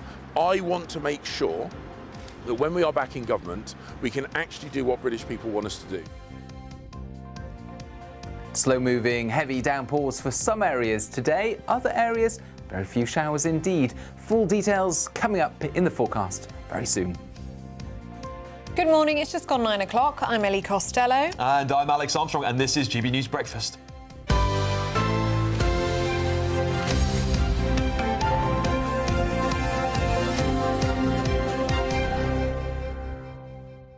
Yes, food delivery companies have teamed up with the Home Office to try and tackle illegal migrants working as drivers. Yes, in recent years, firms including Deliveroo and Uber Eats have seen a rise in account holders selling their details to illegal workers. Well, now the government is hoping that digital checks will put an end to it. Yes, but with GB News reporting on this story for 3 years now, why is action only just being taken? And to add fuel to the fire, the Home Office is under more pressure after migration protests in Epping. And yesterday, reports surfaced of protests in Canary Wharf outside a hotel after it was incorrectly reported that asylum seekers are being housed there. Well, let's speak now to our Home and Security Editor, Mark White. And Mark, you have been one of these people who has been highlighting this, who's been investigating this for the past 3 years. And now it looks like finally the government is going to crack down on this. Yeah, it's been a long old slog, and I think it's to be welcomed that we've got some kind of a crackdown that's taking place. It's a bit of an evolution. They have been working with the food delivery companies to see what more could be done, but the food delivery companies have been saying to the government, right, well, you need to provide us with the locations of these asylum hotels so that we can geolocate these riders and see if they're actually working out of asylum hotels, which we know they are, using hotels often as a hub for illegal delivery businesses, where you get one legitimate holder of an Uber or Just Eat or Deliveroo license, then subletting that to lots of people who may be illegal immigrants or asylum seekers with no right to work. Well, the government because of data protection laws, has been resistant to that move, but it has now agreed with the delivery companies that they will provide that information on a restricted basis with, we're told, various security safeguards around it. But as I say, this was a problem years ago, and it's been highlighted. Even immigration enforcement were telling me a couple of years ago when I was on an operation in Brighton how serious it was. Take a look at this. Police have just stopped this rider on the seafront. As they carry out checks, immigration enforcement teams hang back out of sight so as not to alert other drivers that they're around. This rider's documents checked out and he was cleared to go. Just round the corner, other immigration officers have stopped an Indonesian delivery driver. But he is currently under arrest though. First of all, I need to take a photograph of him. Checks on him indicate he is working here illegally and likely faces deportation.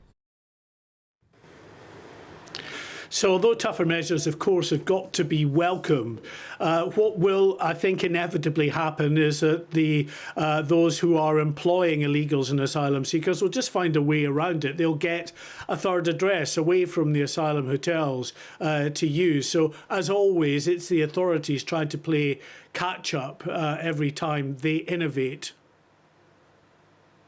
This might be seen as a bit of a PR blitz for these big businesses and the government. I mean, but this has taken them 3 years since we started reporting it here on GB News, which means it's probably been going on for much longer than that. Many people will be asking, what was the hold-up? Why has it taken so long for the government to act? And why couldn't have these private companies just rolled out... I mean, surely they don't want people who are illegal working for them either. Why couldn't they roll out software to tackle this better themselves? I'll tell you in one word, the lawyers. Well, that was two, but lawyers. You know, Home Office lawyers, civil servants, advising ministers that really, under data protection laws and with the safety of these asylum seekers in mind, we can't be handing out publicly, effectively, the location of hotels. So the fact is, communities know exactly the hotels where asylum seekers are staying in anyway. So you're giving it to a company on a discrete basis so that they can geolocate where an individual might be working from, and if it's a hotel, they can block it. But as I say, you know, they'll adapt and they'll come up with a sort of a location that's not near a hotel as a sort of hub instead. So, and then of course they'll have to come up with another solution to clamp down on this. And I guess there'll be many people out there. It's always divided in terms of opinion here, with those saying, well, they're over here, why should we pay them vast amounts of money to stay in hotels and give them an allowance? Get them working. But the problem with that particular solution is, one, they'll still take their hotels and they'll still take their allowance, but they'll work illegally and put nothing of that into the exchequer. And also, this is a pull factor. This is why so many of them are coming across the channel, because within hours of landing in Dover, they're put in touch with that middleman, and some are earning up to £1,000 a week doing this illegal activity. OK, Mark White, good to see you this morning. Thank you very much. Deliveroo spokesman has said this: we are fully committed to working with the government as we continue to collectively combat illegal working. A Just Eat spokesperson has added that we continue to invest significant resources to strengthen our systems against abuse by individuals and organised criminal groups seeking to evade right-to-work rules. The Home Secretary, Yvette Cooper, has said illegal working undermines honest businesses, exploits vulnerable individuals and fuels organised immigration crime. By enhancing our data sharing with delivery companies, we are taking decisive action to close loopholes and increase enforcement. Well, just 2 weeks left for the Great British Giveaway. Can't believe it. Can you believe that, everybody? Our biggest so far, would you believe? £54,321 could be yours. Here's all the details you need.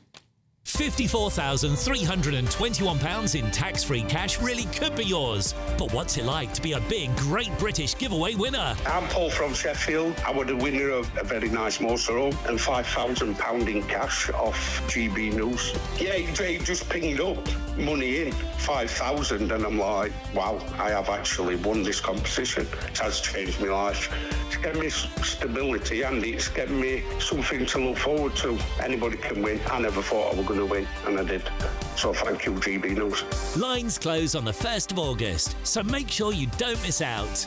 For another chance to win, text cash to 63225. One entry costs £2.50 plus one standard network rate message, or text bonus to 63225. 5 entries cost £5 plus one standard network rate message. Go to gbnews.com/win. Entries start at £2.50. Call 0903 686 3232. Calls cost £2.50 plus your network access charge. Or post your name and number to GB14 PO Box 8690 Derby DE1 9TT. UK only. Entrance must be 18 or over. Lines close at 4 p.m. on the 1st of August. Please check the closing time if listening or watching on demand. Good luck. Yes, good luck. Now, do stay with us. Still to come. You made me cry, you told me lies, but I can't stand to say goodbye. Mama, I'm coming home. Black Sabbath legend Ozzy Osbourne has passed away at the age of 76. That's next. One here on GB News Breakfast with Ellie and Alex.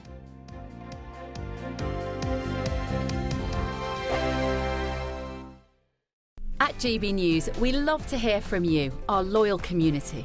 So drop us a line at gbnews.com/yoursay. There you can talk to each other and also to the presenters live on air. gbnews.com/yoursay, because GB News is your channel, Britain's news channel. I'm Camilla Tominey. This is GB News, Britain's election channel. Good afternoon, Britain. Weekdays from midday. And Tom, look what I received this morning. This is so sweet. Oh! Isn't that cute? From one of our viewers and listeners. A little, I think it's homemade. Shall I hold it up? Yeah, you hold it up. And a little tiny matching hat as well, which is very cute. Goes up here. So there you go, a little matching hat. Look and at also that. a lovely little blanket as well. Wow. This is from Judith from Leeds, who wrote me a lovely little letter, and to Patrick as well, wishing us well, saying that she loves watching our shows, and I hope we enjoy this little outfit. So there you go. It's like your little baby is with us already.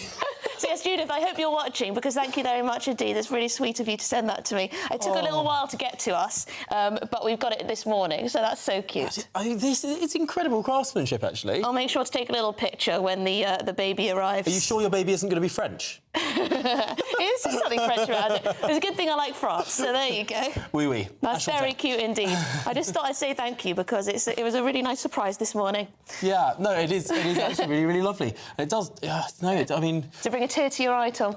Well, we haven't really... Feeling very emotional? I was going to say... New life? We haven't really mentioned, your pregnancy in a little while. And after the big reveal.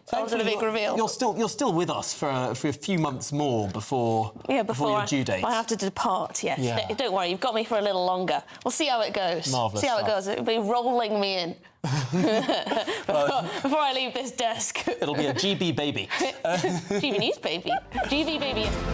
GB News, the People's Channel. Britain was once the envy of the world. But look around. A nation that no longer knows what it is or where it's going. A country that's broken. How do we fix Britain? How do we bring it back? Friday night with Matt Goodwin at 8 p.m. only on GB News. In the GB Newsroom, we bring you the news as it happens. With our team of dedicated journalists across the UK, we're ready to keep you up to date with what's happening every half an hour, every single day. Bulletins here on GB News, the People's Channel, Britain's news channel.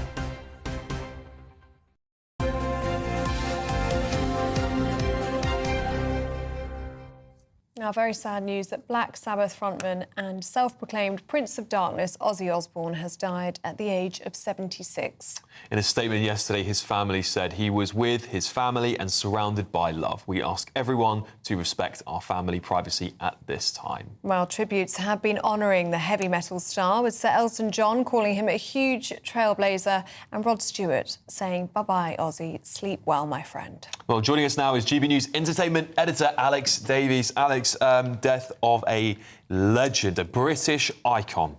Yeah, we spoke earlier about just how much of an influence this man had, not just on music, but on TV, on the entire landscape of pop culture as a whole. And like I said, the outpouring of tributes from far and wide. David Beckham has done a tribute. Loads of people affected by his music have done a tribute. We have not really had any developments. We're not told of an exact cause of death or anything like that at the moment. The closest we have, a close family friend has spoken to the Daily Mail today to say basically how none of the family expected it. Even though obviously he had his health issues, he was in his Buckinghamshire mansion. Sharon had spent so long preparing their family home there for him. They were expecting a nice long retirement, venture into old age in this Buckinghamshire mansion, which is actually quite sad when you think about, obviously they'll never be able to do that now. They said there was much hope that he would be around for a lot longer than this, but at one point there were fears he wasn't even going to make it back from LA in the first place. Right. They weren't even sure he was even going to make that concert that he did at Villa Park earlier this month. But how incredible that he did. I mean, he was performing just, 2.5 weeks ago? 2.5 weeks ago. And he did a full hour. He did 9 songs, 5 of his own. Wow. 4 with Black Sabbath. Wow. And the band, and he commanded this crowd from the seat of his, they called it a throne, a big Gothic throne. It was a big Gothic throne. Yeah, and he did interviews saying that he came off his painkillers because he didn't want there to be any, side effects or delirium. He wanted to be fully in that moment to give the best performance he could have in his final farewell. And it looked like it brought him so much joy as well, just being there in front of the crowds. And it's what he loved doing. And the fans, the 40,000 were there. Hollywood Boulevard has been decked with flowers on his Hollywood star. And I think even the Black Sabbath Bridge in Birmingham has been met with flowers and fans, where Jack Carson, I believe, is now. And we can hear from him to see what the fans are up to. Yeah, thank you very much, Alex. I mean, if I just step out the way, it'll give you a good view of just the kind of level of tributes already coming in here for Ozzy Osbourne. This is the Black Sabbath Bridge on Broad Street in Birmingham, and this is the Black Sabbath bench, and you can probably just see, Ozzy being one of the people on the bench, the candles, the flowers as well. The toasts that people have been leaving here overnight, as well as the Villa shirts. As you were mentioning, Alex, what a moment it was just a few weeks ago for him to perform for the final time in front of tens of thousands of people, and people who went to that gig, and even people I've spoken to this morning saying just how much of a shock it has been for them. They knew, and we all knew, that his physical health had declined over the past year or so. But when he got on that stage, singing his heart out, I don't think anybody really could quite believe that we might be in this situation just a short few weeks later. Of course, he rose to be a British icon from when Black Sabbath was formed in 1968. He worked in factories as a kid. At school, he started multiple bands with his best friend Geezer Butler, eventually them two going on to be part of Black Sabbath together. He had fame in reality TV in the early 2000s, and most prominently, Birmingham thought of him as one of their most beloved sons, and that is who they mourn this morning. He was always so proud of coming from Birmingham. It's why he wanted to do his last gig at his beloved Villa Park as well. And in interviews in the past, he said how proud he was that that the Black Sabbath and his bands weren't formed by some big mogul in the industry. They were formed by a few friends saying, do you know what, let's have a go at this, let's see what we can do, and well, just look at what they've achieved. And you can see the enormity of their achievement just by the kind of tributes that are being laid here already this morning at the Black Sabbath Bridge. Thank you very much, Jack. Yeah, it's not many people nowadays who would get that sort of fanfare.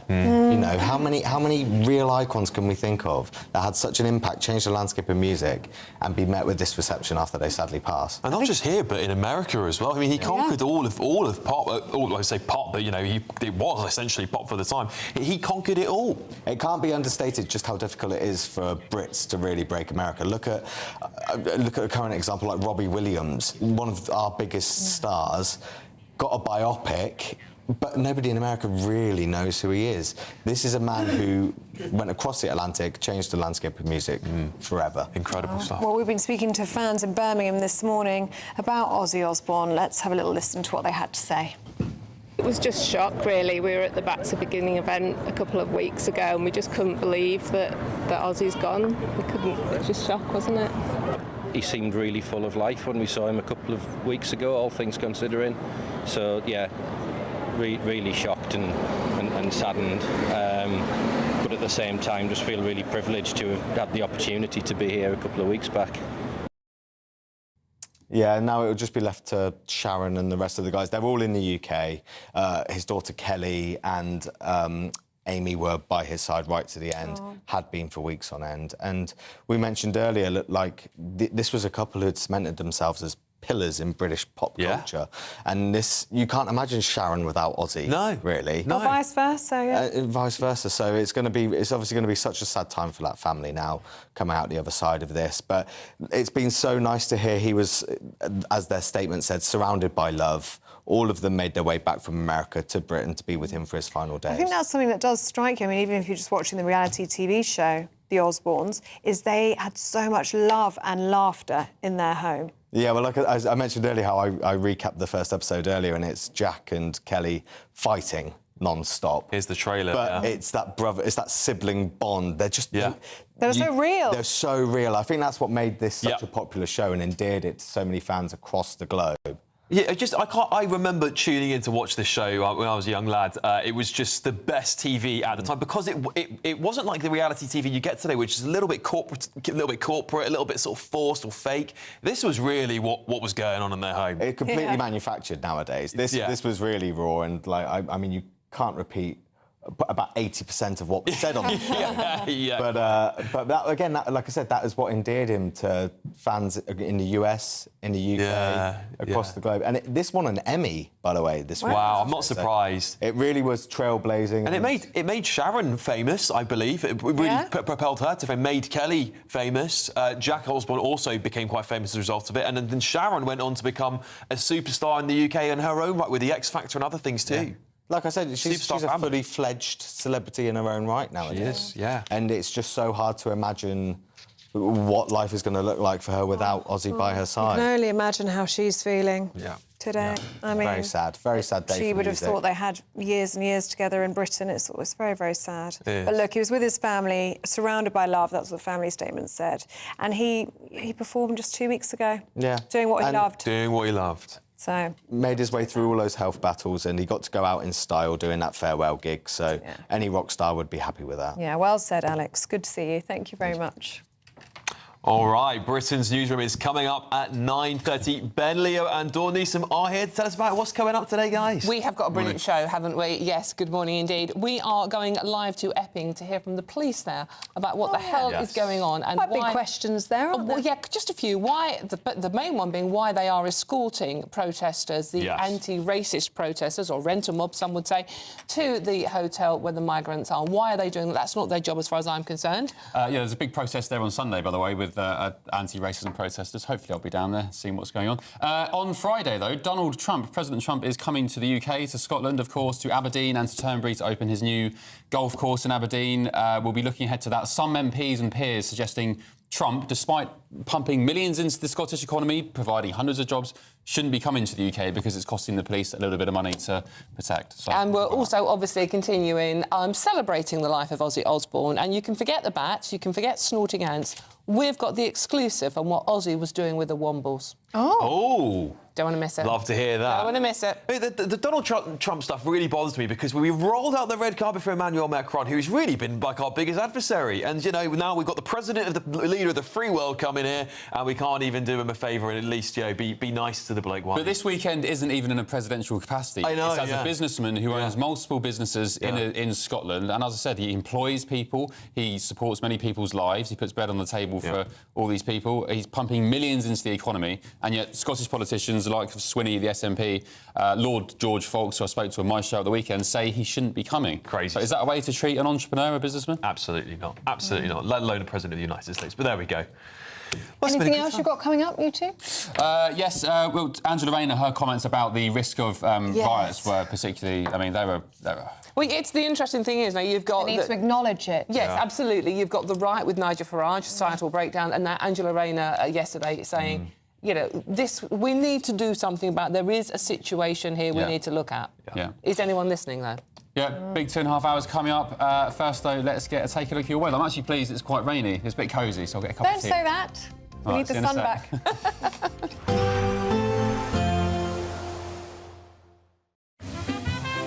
Heavy showers first thing will be followed by a warm, cosy day. Boxed boilers, sponsors of weather on GB News. Hello, good morning. Welcome to the latest update from the Met Office for GB News. Some sunny spells today, but a lot of cloud and numerous showers once again forming up and down the country, the heaviest of which will be in the south with some slow-moving thunderstorms in places. Already as we start the day, a few showers affecting South Wales and the southwest of England, heavy in places, and there'll be a few showers elsewhere across the UK along with a lot of cloud cover. But the focus during the afternoon will be through the south and southwest of England, South Wales and East Anglia, where these showers will be hit and miss, but they're going to be slow moving where they occur with large rainfall totals by the end of the day. Away from the showers, feeling warm enough, but with a lot of cloud cover, not much sunshine out there. Showers will also affect parts of northern England, especially the Pennines, the southern uplands into southeast Scotland, drier towards the north and west of Scotland, certainly compared with how we started the week. And for Northern Ireland, likewise, drier and brighter compared with how we started the week. A more settled interlude is starting to arrive for the end of Wednesday, but we keep some showers going across the south and southeast. They will fade into the evening. Drier, clearer weather begins to turn up, especially towards Wales and the southwest. After that very showery day, it's going to be a dry end to the day with clear spells, and those clear spells along with light winds will lead to a fresher feel as we begin Thursday. Temperatures typically dipping into the low teens, perhaps a little lower in some sheltered spots, a bit milder towards the east, but otherwise a fine start to Thursday for most of us. Some areas of cloud here and there, and further showers into the north of Scotland, and then more especially northern England into the Midlands, the east of England. Those showers will get going. Now, these will be slow moving once more, and some particularly heavy rain could affect East Anglia. But towards the west, it's drier, sunny spells breaking through, temperatures reaching the mid-20s in places.